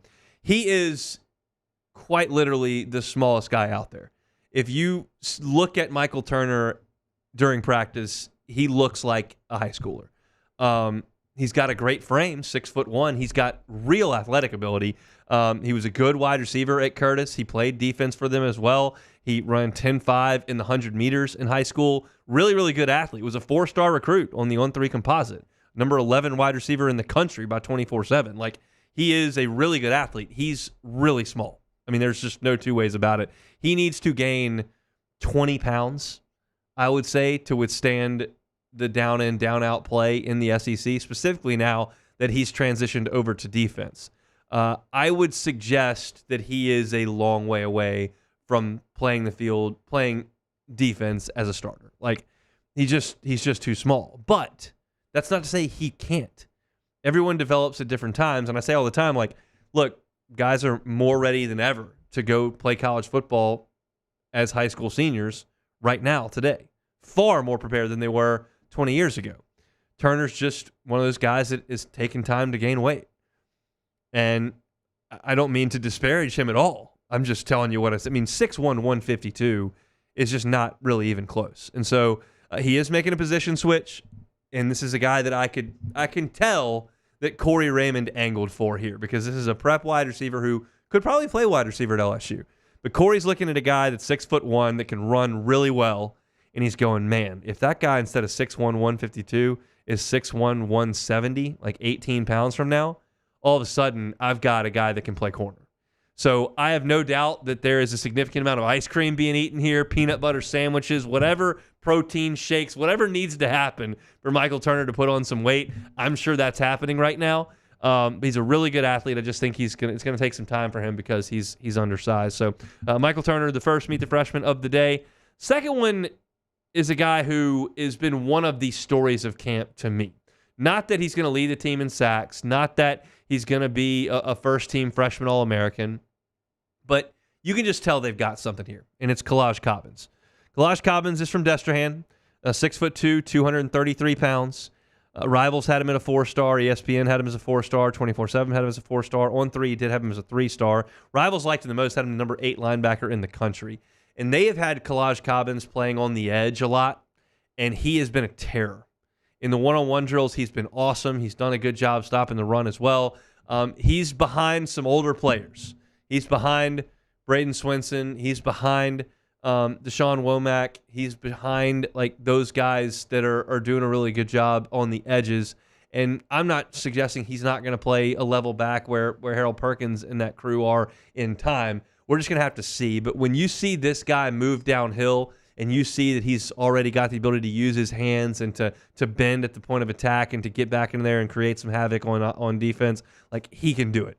And I don't know that he's going to have a huge impact on this team, but it would not surprise me if he was a guy who saw a lot of playing time in October, November. Like, it just wouldn't. I'm not guaranteeing it. I'm telling you it would not surprise me if you saw it. There are just some guys you go out there and you see them work and you go, okay, that's a hit. And Kalaj Cobbins has been one. This is a weird comparison because they play completely different positions. But I went out to practice, and I can still remember coming back to write that report, and I was actually working for Scout at the time. And I wrote it for Shea was out, and Sonny was there, and I wrote it and sent it to him. And it was a practice report saying, like, I haven't seen Eric Reed do a ton of stuff, but every time I see him do things, he looks like he's ready to play college football. And Eric Reed was out there late his freshman year playing some safety. And it would not surprise me if Kalaj Cobbins worked his way towards being an edge rusher on this team. We'll just see.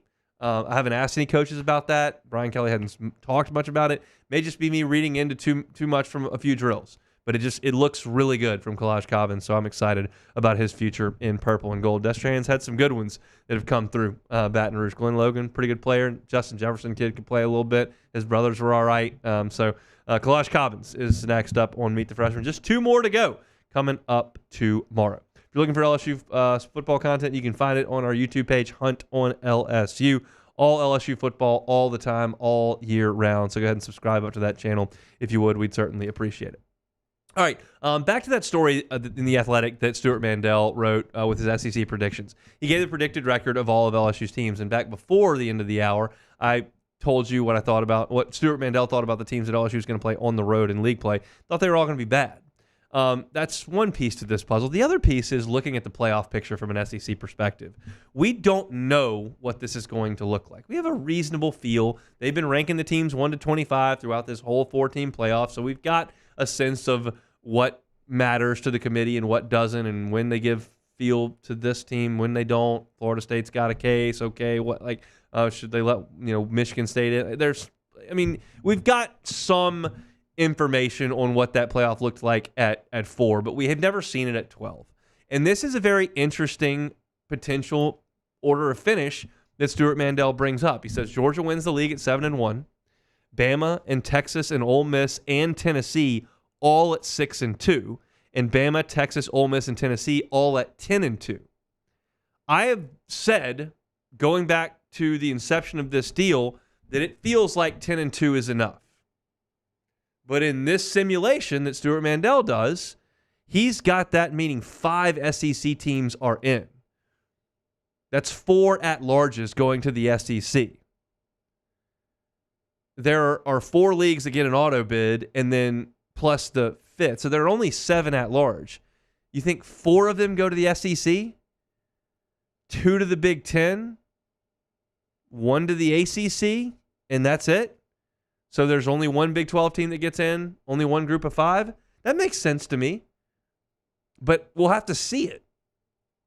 Because not all win-loss records are equal. Like, at this point, for Bama to get through that gauntlet that involves going to Baton Rouge and hosting Georgia and Oklahoma and going to Knoxville. I mean, if you're going to Auburn at the end of the year, like if you're going to withstand that, even Missouri's thought to be pretty good. Like that 10-2 probably doesn't look like an ACC 10-2. That ACC 10-2 either includes a win over Clemson and a bad loss, or it includes losses to the only good teams on your schedule. So I would concede, yes, that 5 teams could get in, but we also know that it's not going to be this clean. The bottom's going to fall out for somebody. And you could suggest that LSU going 5-3 is the bottom falling out. I wouldn't. You could suggest that Missouri going 4-4 like he has them here is the bottom falling out. I probably wouldn't. But the point remains that, like, in this simulation, LSU and Missouri and Oklahoma don't make the playoff. It's not like they're throwing everybody in, but they are putting Georgia, Alabama, Texas, Ole Miss, and Tennessee in this simulation. And as I kind of think about it, like 5th place in the SEC might be good enough as long as you're 10-2. And that's kind of what I thought going back, but it's nice to see it actually illustrated on the screen here that could theoretically happen. It's just a more comfortable feeling as I sit here in August of going, all right, it just takes 10-2. That's what Stuart Mandel thinks. He just doesn't have LSU doing it. He's got LSU at 5-3 in the conference, 9-3 overall. But that's why they play the games. We'll just have to see. If you want to read more about that, you can check it out at The Athletics website at theathletic.com. All right, when we come back, Koki Riley from The Advocate, been out at LSU practice the last couple of weeks. Heard Brian Kelly speak today. We'll talk to him coming up next. You are now listening to The Hunt Palmer Show. Evolve Physical Therapy, evolvept.com. Robbie Bolton has been doing this for 20 years. He is fantastic at what he does. If you're dealing with pain, no matter how that pain came about, maybe you slept wrong, maybe it's just age, maybe you hurt yourself running or playing golf, maybe you're in a car accident. But if you've got pains that aren't allowing you to be as active as you want to be, Evolve Physical Therapy is where you need to be. Robbie Bolton tells me this all the time. Once I see you once, I will see you forever. That's how much he thinks of his process, and that's how much his patients think of the process that they go through with him. Evolve Physical Therapy is the physical therapy clinic here in Baton Rouge. Check them out. They're on Starring near Highland Road. You can check them out online, evolvept.com. Youth athlete, college athlete, high school athlete, just somebody in their 60s trying to get back out running every day. If you're trying to get back to being your active self, you are the right person to go see Robbie Bolton and his team at Evolve Physical Therapy. EvolvePT.com is the website, EvolvePT.com. Our listeners fire off their opinions on the JimsFirearms.net hotline at 499-1045. Keep listening for your next chance to shoot us your thoughts with the JimsFirearms.net hotline on 1045 ESPN Baton Rouge. The Windsor Senior Living Community in Mandeville, Louisiana is a beautiful, vibrant apartment community geared toward seniors. They are nestled right in the heart of Mandeville, where seniors live a more carefree lifestyle in spacious apartments with the peace of mind that comes from having a little extra help. Call the Windsor at 985-624-8040 to schedule a lunch and tour. Come see how the Windsor can be your passport to peace of mind. Farming is a way of life for us. It's not something we get up in the morning and dread going do. It's just something we go to bed at night looking forward to getting up to go do. John Deere equipment is what we as farmers strive to have. So it's in your blood, it's in your veins. It's just a part of who you are. Green is what we want to be in. The other tractors were acquired to patch it up to get to where you want to be. Where we want to be is in John Deere. flip the switch and learn more about what it means to be powered by sunshine at sunequip.com.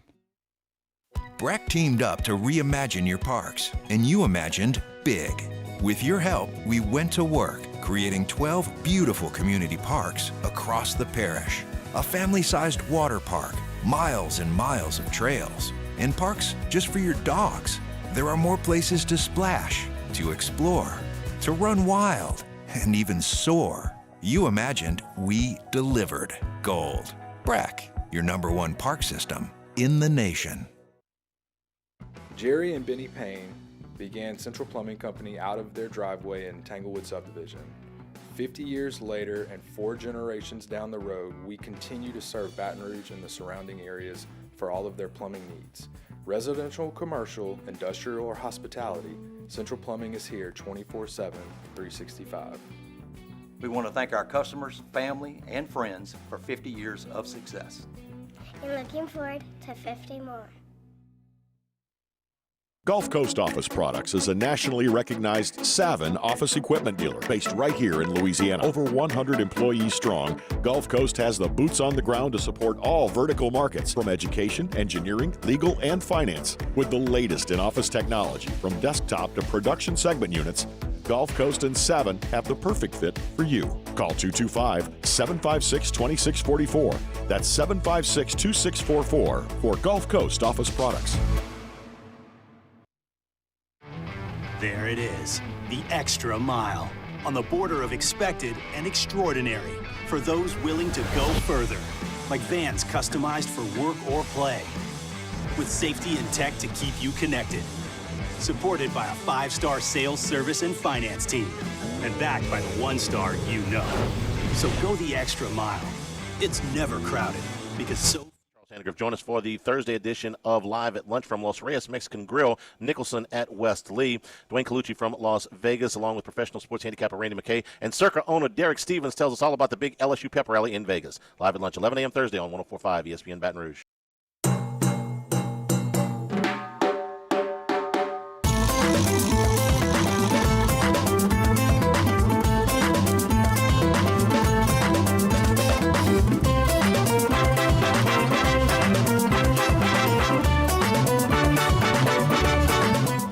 This is the Hunt Palmer Show on 104.5 ESPN Baton Rouge.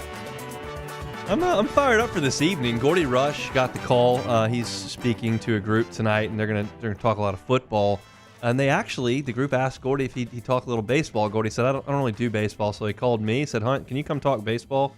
I said, yes, I can do that. So I'm fired up that I'll be the appetizer. I'm going to go out there and talk a little bit about the baseball team, and then Gordy's going to go for like an hour on the football team because that's what most people want to hear about. But I'm always down to talk a little bit of baseball. A guy that we talk to all baseball season long is Koki Riley with The Advocate. But it is football season, and Koki's been out there at camp, was there for Brian Kelly's press conference today, and he joins us now on the Jim's Firearms Hotline.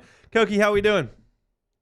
Doing pretty well. How's it going? It's going quite well. Wasn't able to get out to practice today, so I'm curious some of the things that you were able to see, and want to hear a little bit about what Brian Kelly said. But first, some big picture things from camp. What's been something that has stood out to you? I like to kind of toss that as an open-ended question and allow you to kind of think about it and start, and then we'll push off from there. Something that stood out to you as you've been out at fall camp the last couple of weeks. Yeah, I think just the general aggression with the defense, and just to be more specific about that, especially with the pass rush, the amount of blitzes that we've seen, some of like the NASCAR / Prowler packages that we've seen from the defensive line, and really that whole front seven. They're just playing with more speed. They're playing more upfield. They're not really. We haven't really seen them play a lot of off coverage at all, which is what we saw a lot of last season. So. Just a lot of the progression with this, just a lot about the defense, honestly, and their progression as just a much more aggressive unit, and much more nuanced unit as well, especially when it comes to their pass rushing techniques. Fabian Jones has talked about that a lot. Some of the offensive linemen have talked about how, I think Garrett Dellinger and Emory Jones in particular talked about how a lot of these defensive linemen are using their hands better as pass rushers. And just bringing a much more nuanced approach to their nuanced and technical approach to their pass rushing technique. So just playing more uphill, playing more aggressively, and also, learning more and just becoming more, just much better technicians as pass rushers. I think like all that stuff has really stood out to me so far. I was interested in Brian Kelly's tone when he talked about Kevin Peoples today. He was asked kind of about the pass rush, and then he said, "Kevin Peoples, guy's just awesome." And like you could sense that he was speaking from a position of authority and something that he really believed in. You were there. I mean, did you feel the same way about that quote? Yeah, I mean, I was the one who asked the question. Okay, so perfect. That was that really stood out to me, and I'm kind of working on a story that's kind of around that, this sort of idea of how the pass rush has just become a lot more sophisticated and a lot more advanced this season. At least that's what it seems like. And some of it's the blitz packages that we've seen from Blake Baker, but a lot of it is the work that Kevin Peoples has been doing. A lot of the players have spoken high praise of him, and we heard that again from Brian Kelly today. Again, like when I asked that question, it was really more, it was a little more open-ended. It wasn't really just about Kevin Peoples. So the fact that he just said his name twice without saying anything else, it kind of tells you, like the importance that he's brought to this group so far this year. Sometimes it's what you say, sometimes it's how you say it, sometimes it's both, and I thought that was especially pointed as well. So I'm curious if you've talked to either Jacobian Guillory, Savion Jones, some of these guys that have been around a while, about the sheer number of position coaches that they've dealt with over the time that they've been at LSU, and maybe what their feeling is on that, and what your feeling is on that, because it's been a ton of turnover at that spot over the last 5 years. Yeah, that you can feel, especially with Savion Jones, about how much more he's learning and how much more comfortable he is with this defensive line situations that they have now, especially with Coach Peoples, and just the amount of stuff that he's learned and the improvement he's made with his get off, and the fact that he's getting off the ball is a lot more quicker now. And you can extend it to the rest of the defensive line crew in particular, but there was definitely one thing that he said about a week or two ago, where Jones said they've learned, pass rushing in general in the past, but this year they're just so much more technical about it. And like they didn't really learn pass rushing, I guess, outside of just like the real basics. And you could really feel that in every answer, and I think he even said that explicitly to a degree, at least, the other day. So. I just really feel like these guys are getting coached up more this season, and you can see it out there on the practice field. You can hear from a lot of the coaches and from Brian Kelly. So it's gonna be really interesting to see if like this pass rush can really take a step forward. I just looked it up. They finished 7th in the SEC in sacks last season, which is okay. It's honestly a little bit better than I thought they were last season. But like they weren't able to get those pressures consistently because this is a team that was really bad on third down. They were really bad at third and long situations. I just looked it up. They were 40. I think they gave up third down conversions on 44% of the time last season, which is an insanely high number. So I given that all the issues that they had last year defensively, especially on third down, having like a quality pass rush that puts pressure on the quarterback is really like a very important way to get off the field in those situations. I talked about this at the top of my show. It's when did you get the sacks? And you got 4 on A&M's third team quarterback. You got 5 against Wisconsin. You didn't get any against Jordan Travis in Florida State, and you didn't get enough pressure on Jalen Milroe, who was getting sacked just every single week, and they had a terrible offensive line in front of him, and you couldn't get pressure there. I think it was just the moments where LSU needed that pass rush, they couldn't quite come up with it. Do you sense that LSU is going to take a big step forward on the defensive side of the ball? It depends what you call a big step forward, right? Yeah.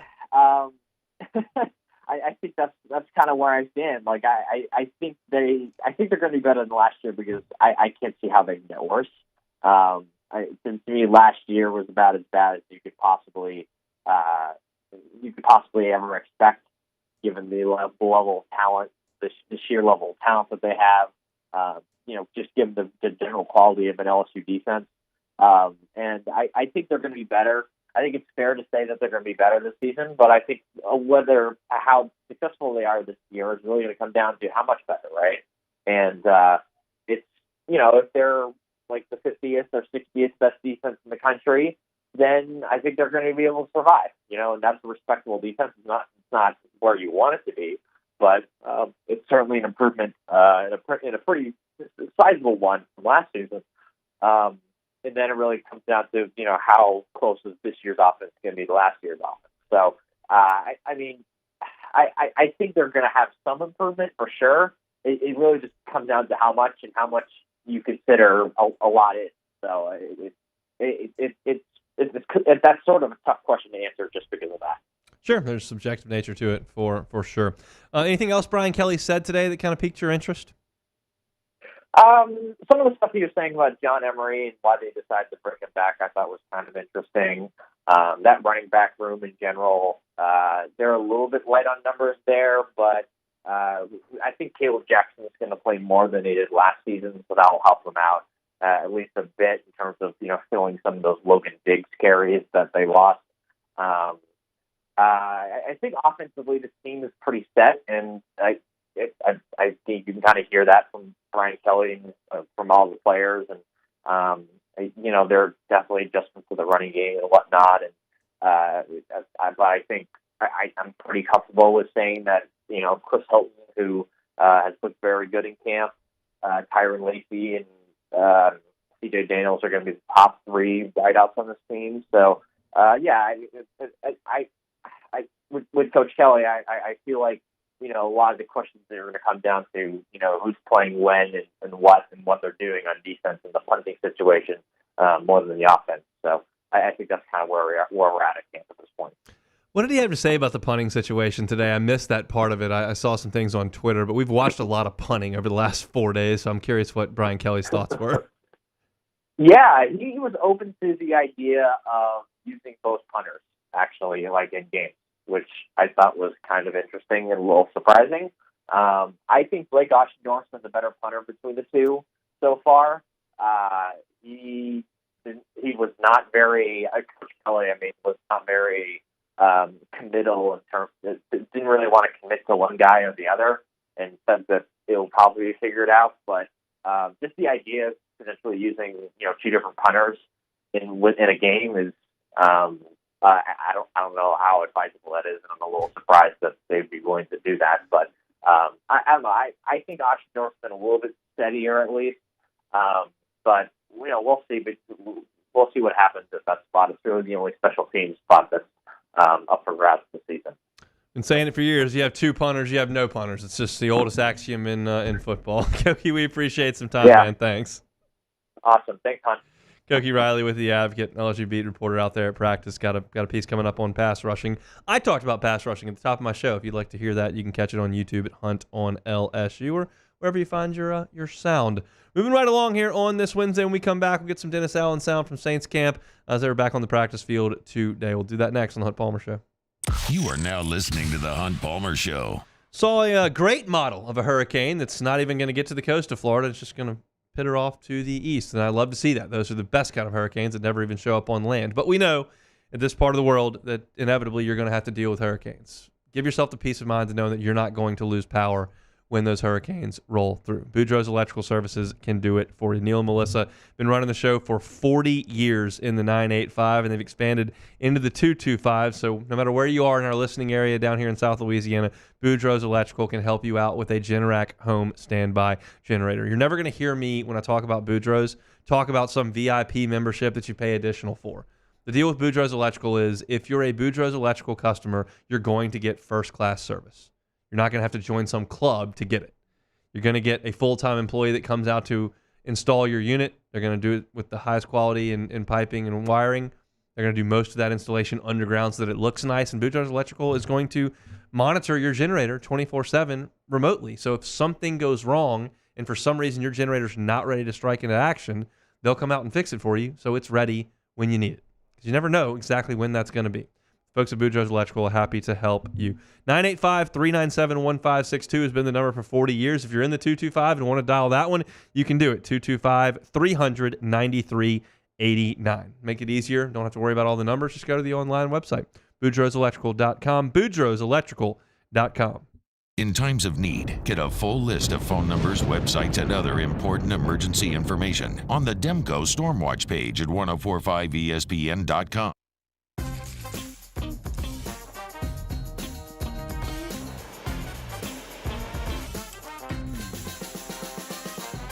The best kept secret in town is out. Discover Tallulah at the Renaissance Hotel on Bluebonnet.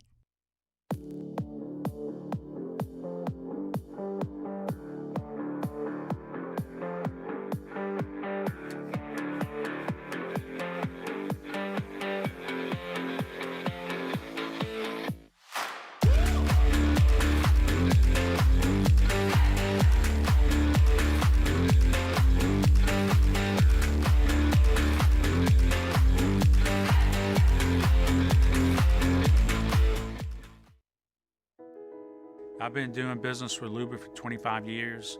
They're dependable, trustworthy. It's just the attention to detail with our clients. Our folks have years and years of experience. They're highly trained professionals, but many companies have that asset. What I'd like to think makes Luba a bit different is that we use those talents in a way that truly is dedicated to serving the needs of the folks who depend on us. There it is, the extra mile, on the border of expected and extraordinary for those willing to go further, like vans customized for work or play, with safety and tech to keep you connected, supported by a 5-star sales, service, and finance team, and backed by the 1-star you know. So go the extra mile. It's never crowded, because so few have what it takes to go there. Mercedes-Benz Vans. Dylan Cruz here to tell you about Six Rings Baseball and Softball Camp. If you live on the North Shore and play ball, go to Six Rings Camps with former LSU assistant coach Dan Canaveri. His knowledge is second to none, and your child will improve and have fun doing it. Camps were held at Coquille Park and Six Rings Academy in Covington with 4 sessions over the summer. Full day and morning only sessions are available from ages 7 to 13. Go to sixringsbaseball.com or call 985-206-9096. Learn the game to love the game. When it comes to ending cancer, we push forward, always working together for you. That's why our cancer experts at Ochsner have clinically integrated with MD Anderson Cancer Center. This means advanced cancer care, including access to life-saving clinical trials and integrating care to treat the whole you. Introducing Ochsner MD Anderson Cancer Center. Long live you.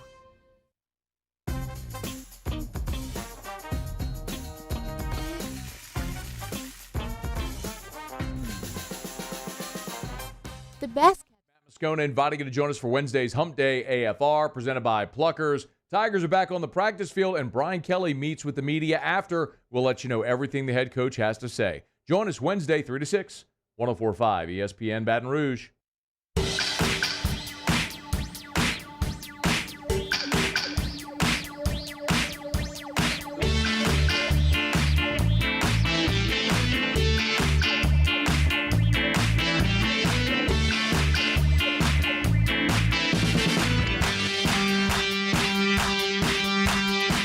Get ready to make your picks for this year's college football pick'em. Pre-register now at 1045ESPN.com.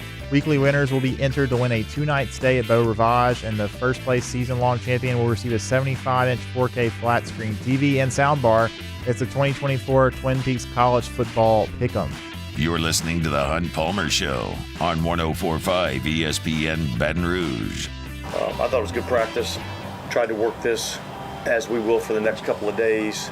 As much game-like as we can. Everybody off on the sideline, substitutions in and out, all of those things. We'll have officials back out here for the next 3 days. So just trying to, simulate a game as much as we possibly can. It's Dennis Allen talking about the Saints, who we thought would be joint practicing with the San Francisco 49ers as of today, but San Francisco too banged up to do so the Saints will work out on their own prior to the preseason game coming up on Sunday night. One of the things that Dennis Allen also spoke about was Cam Jordan working inside. We know that the Saints have brought in Chase Young. We know that Carl Granderson is ascending. They have hopes for Isaiah Foskey, and Cam Jordan's production wasn't what we thought it should be or has been last year. So does moving him inside, on third downs, but maybe even more frequently than that, make some sense? He just needs some reps in there. Look, I think it's probably been since he was in college that he had any sort of significant reps inside as a rusher. He's moonlighted in there a little bit here and there, but never on a consistent basis. And so I think him getting some reps inside is going to be beneficial. And the reality is when you get to these passing downs, at most you're putting 4 defensive linemen on the field. So it's really about finding the best 4 that can work together as a group to affect the passer. And so we're trying to look at him inside. We're trying to look at Peyton Turner inside, Breezy, Shepard, those guys, are working inside. Hopefully that'll allow us to have a little bit of depth and a little bit of rotation in terms of being able to rush the passer. Here's the deal. If you got a 3rd and 11 and you're going to put 2 guys on the end of the line of scrimmage on defense, it's going to be difficult for me to not have that be Carl Granderson and Chase Young right now.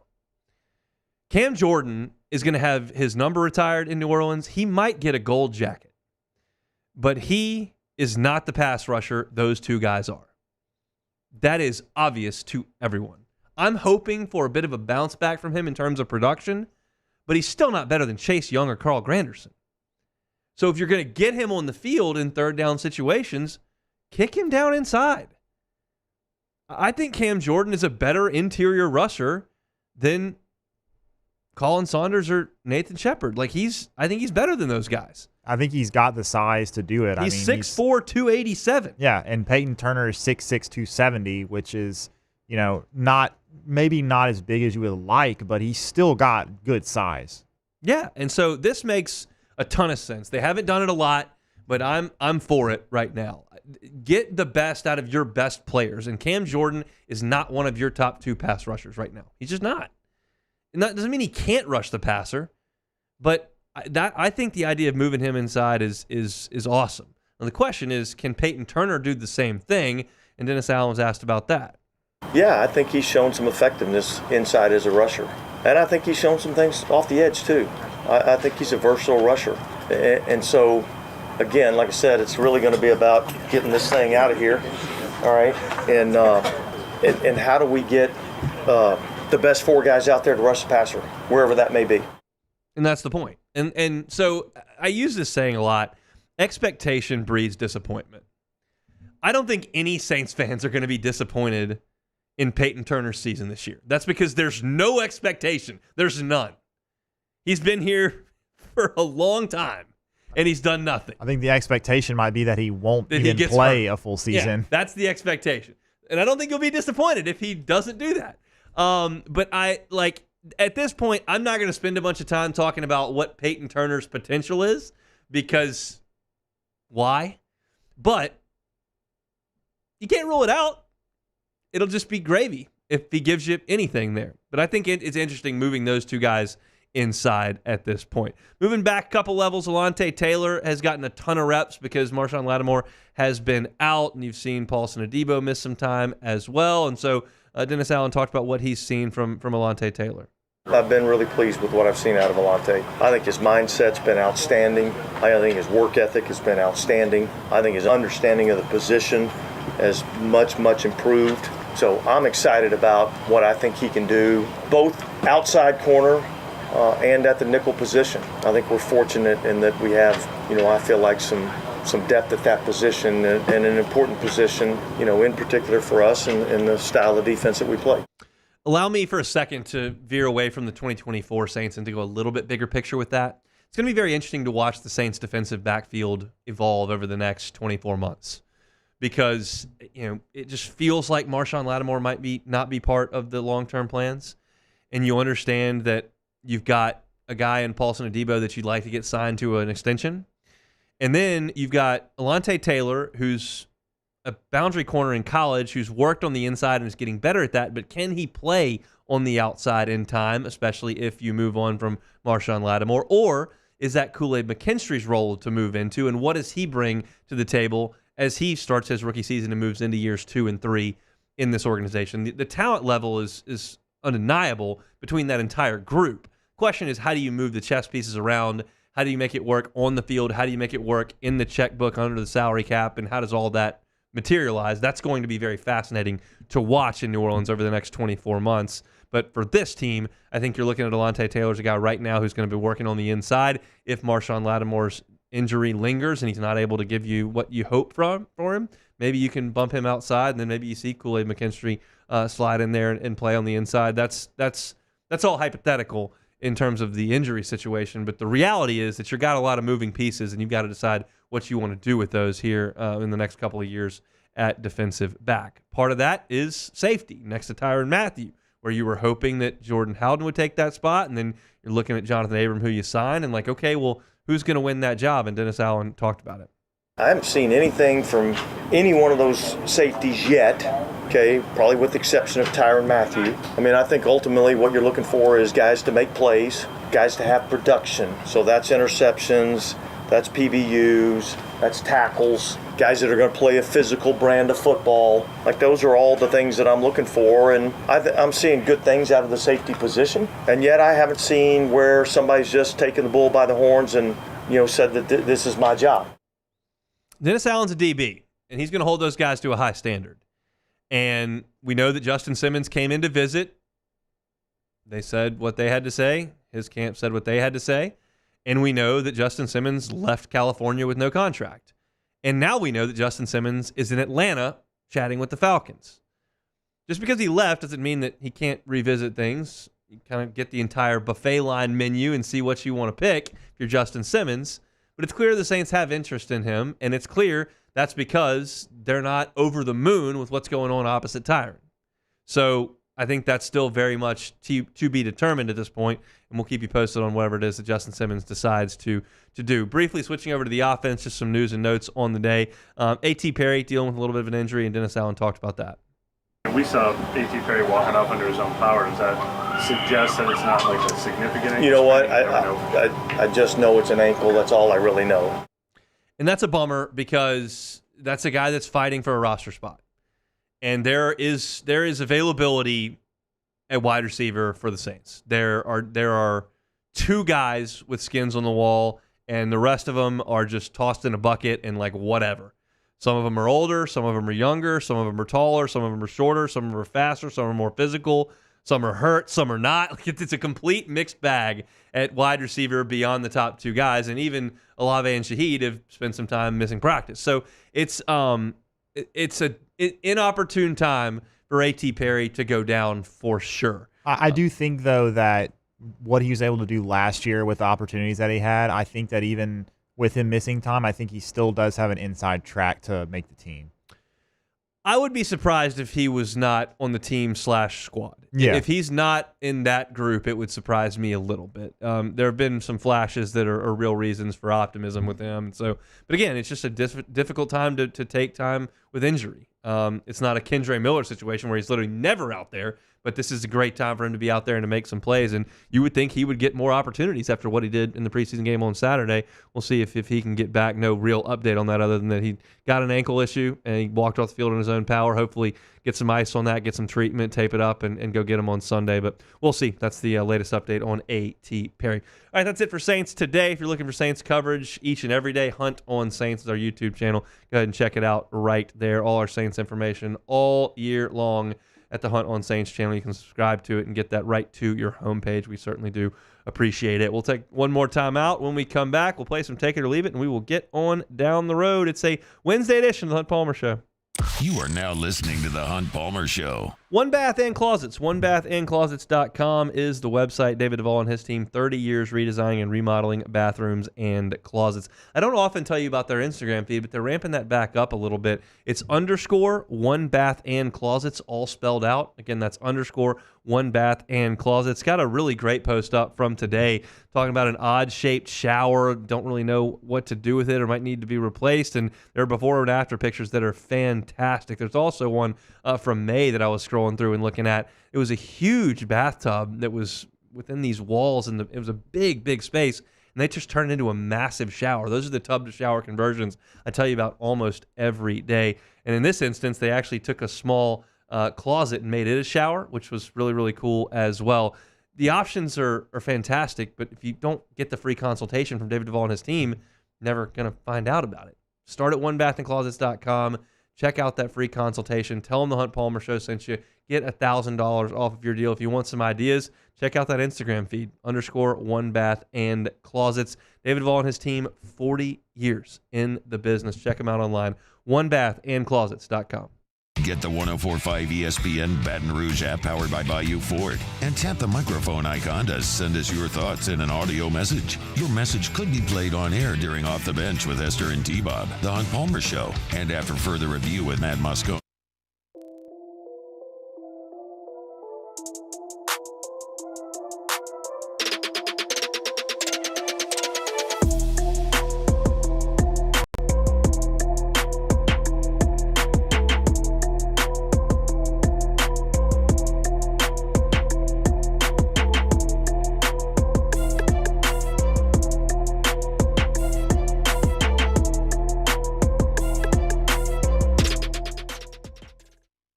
Electricity is all around us, and our families depend on it.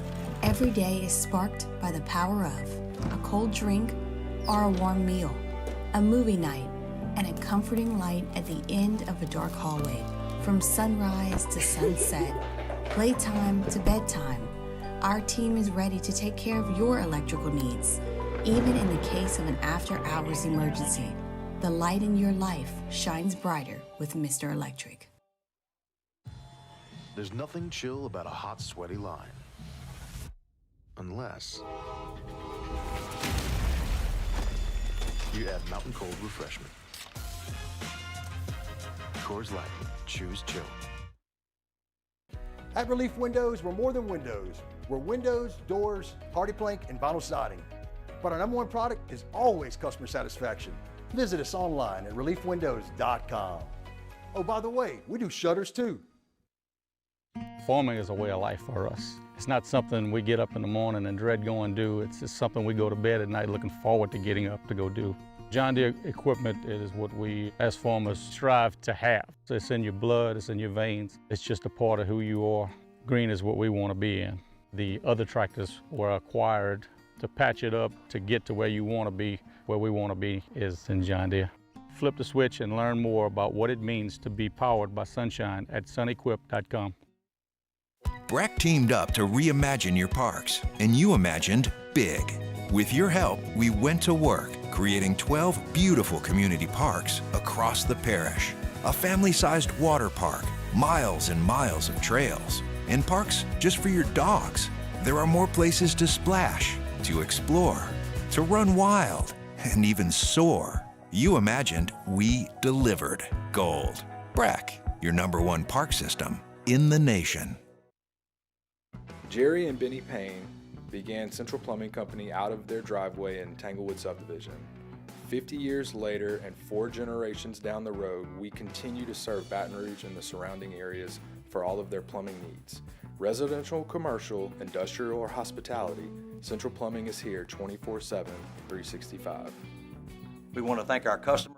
On Thursday's OTB, we continue to break down Saints Niners. Plus, hear the latest from LSU training camp. Chef Michael Johnson answers all your culinary queries with Munchies. Off the Bench, 7 to 10 a.m., 104.5 ESPN.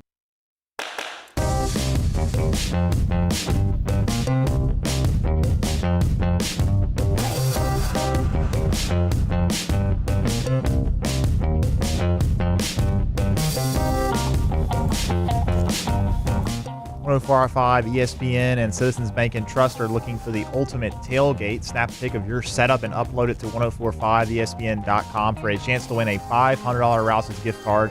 Our judges will select a winner on August 29th. It's the ultimate tailgate giveaway from Rouse's Market, Citizens Bank and Trust, and 104.5 ESPN Baton Rouge. You can also tune in Friday night for part 2 of the SEC Radio Network's Battle for Atlanta. It's a full preview of all 16 SEC football teams as they prepare for the 2024 season. Friday night at 8 p.m. on 104.5 ESPN Baton Rouge.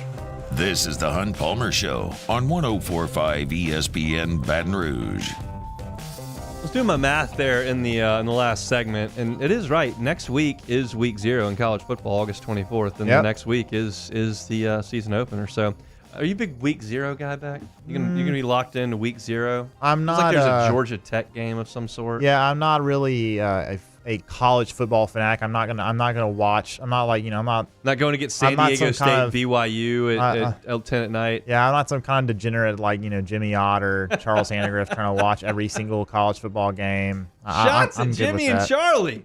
They will be watching and they will have action. I'm certain of that. We'll see. I got to check out the schedule. I haven't looked at the week 0 schedule. LSU does not play. I know that. All right, let's do some take it or leave it. All right, first one here. Former Masters champion Hideki Matsuyama will not have his caddy or swing coach at the St. Jude Championship this week after being robbed in London. He got a stop over there after the Olympics in Paris. Matsuyama had his wallet stolen while his caddy Shota Hayato and coach Mikihito Kuromiya almost nailed that. It was close. Both and I was reading it before actually too, trying to make sure I knew I was going to say it, but both had their passports and visas stolen, so they had to fly to Japan to get expedited documents to return to the U.S., losing your caddy and coach for the start of the playoffs. Take it or leave it. I'm going to leave that. That's not great. No, it's not. And getting robbed is also not great in London. But Hideki is pretty good, and as long as they give him his clubs, I think he'll be pretty good in Memphis. He medaled at the Olympics. I don't think they stole his medal, which is good. But yeah, tough for Shota and Mikihito to have their passports and visas stolen. That's a big bummer. Like, it's one thing to lose the wallet. Lose the wallet. Maybe you lose $20 in there or something. That's tough. Yeah. That's a tough way to start the day. But losing the passport and the visa while you're overseas, especially when you travel as much internationally as they do in this world of golf, like that's not good. That's going to take some time to sort out. All right, next one here. I was going to say though too, it's like I feel like the caddy in golf is kind of like the jockey in horse racing. Like, it's like 90% the horse. I mean, really, like how much is the caddy is there, but how much they really do. All right, you let Ted Scott caddy for me. I'm probably not going to win very many majors. Probably not. Caddies for Scotty, things go pretty well. Yeah. All right, next one here. The Cubs have lost 2 straight one-run games in Cleveland. Yes. Not exactly a replica of the 2016 World Series. Season is over. Take it or leave it. We already did this. We already did. Yeah, take it or leave it. Yeah, of course, the season's over. I'm going to watch again. Well, I can't watch tonight because I got to falling. But I watched every inning of those 2 games, and I continued to watch. Well, they fought back really hard on Monday. They did. And then they couldn't hit yesterday. No, they couldn't. It was interesting how that dynamic shifted there. But I still will tell you that I get the warm and fuzzies watching the Cubs play in Cleveland. Look, that makes me very happy. It does make me happy as well, and I'm gonna be very happy in the left field bleachers on Saturday. But even though the season may be over, quote unquote, I still am holding out hope. I think they're gonna sweep the Blue Jays. Fair. That would be great. We got the professor going on Saturday. Kyle Hendricks is going to go out there. He's going to dot the corners, those 6 scoreless, and we're going to get the win. 6 scoreless would be good, but they're going to need to score like they did last night. They will. Last one here, Scotty Scheffler, also talking about the PGA Tour playoff. He said that it is silly. Take it or leave it. I mean, I'll leave it. Like, I understand what he's saying. His point is, like, how do you call it a season-long race and then you boil it down to one tournament over 4 days? But, like, there's not – I guess you could give yourself points over the course of the season. I guess that would make sense. But they're also trying to make it an entertainment product. And if you can boil it down to 4 hours on a Sunday, more people are going to watch. It's why they play the Super Bowl instead of just saying, oh, well, who won the most of the 17 games? Like, you gotta bring it to a crescendo, and that's what they're doing with the PGA Tour and the Tour Championship. I understand it, like, from his perspective, like, he's dusting the field in points and stuff, so he'd have already had it sewn up at this point. But I think he's going to do all right financially, even if he doesn't win the FedEx Cup. And I think he's going to be just fine. I understand it. Golf is in this tough spot of trying to drum up as much cash as they can shovel over to the players because of LIV. And there are many people that will go, well, that's great that the players did that and they leveraged themselves and got it, but it's put golf in this awkward spot where you're trying to dish out all this money to the players who already have a ton of money, and you're cutting out events and sponsors are leaving and they're watered down tour events, and it's all a mess because of the folks over at LIV. Which, did I yell about Graham McDowell yet on this show? We lightly talked about it yesterday. God, what a lunatic. I don't need to get into that too deeply, but he failed a drug test and then said that Then he took a shot at PGA Tour in his apology for failing a drug test. It's truly special stuff. All those guys really deserve each other. Just rich jerks, all of them. I think it's like you can kind of they separate themselves. The guys that went to live, it's like, okay, we understand where your except head is Dustin at. Johnson. Dustin Johnson just doesn't care. He's like, just, how much? yeah. How many dollars in U.S.? Okay, I'm there. I'm and good. And he's never apologized 1 second for it. He signed. He resigned his tour membership and was like, I'm good. Harold Varner was like that too. He went for the money. He was very upfront, saying, "Look, I can't deny this amount of life-changing money. I have to accept it. That's all there is to And it." Koepka thinks it's stupid too, and he won't wear the stupid team gear. He wears this real Nike stuff, which is fine too. But the majority of them, rich jerks, don't like them. All right, that's it for a Wednesday edition of the Hunt Palmer Show. Open things up today, talking about the LSU pass rush and my thought on its potential. I admitted at the front that it was kind of a play on the optimism game that we play in August, but I think there's a chance, and it was kind of rooted in the answer that Brian Kelly gave, so you can check that out at Hunt on LSU on YouTube. J.D. Piquel talking some SEC football hot seats. It was a what-if Wednesday. One of the what-ifs is what if Tiger Stadium vanished and LSU had to build a new football stadium. We kicked that around a little bit. Stuart Mandel talked SEC football predictions. We dig into that a little bit. Michael Turner and Kalaj Cobbin, our penultimate Meet the Freshman. Koki Riley talking about practice and Brian Kelly's press conference today. And then some Dennis Allen audio as well. If you missed it, you can find it on demand wherever you find your audio. That's going to drive you home. Coming up on After Further View, we're back tomorrow, same time, same place. Have a wonderful Wednesday evening. We'll see you tomorrow at 1 o'clock on the Hunt Palmer Show.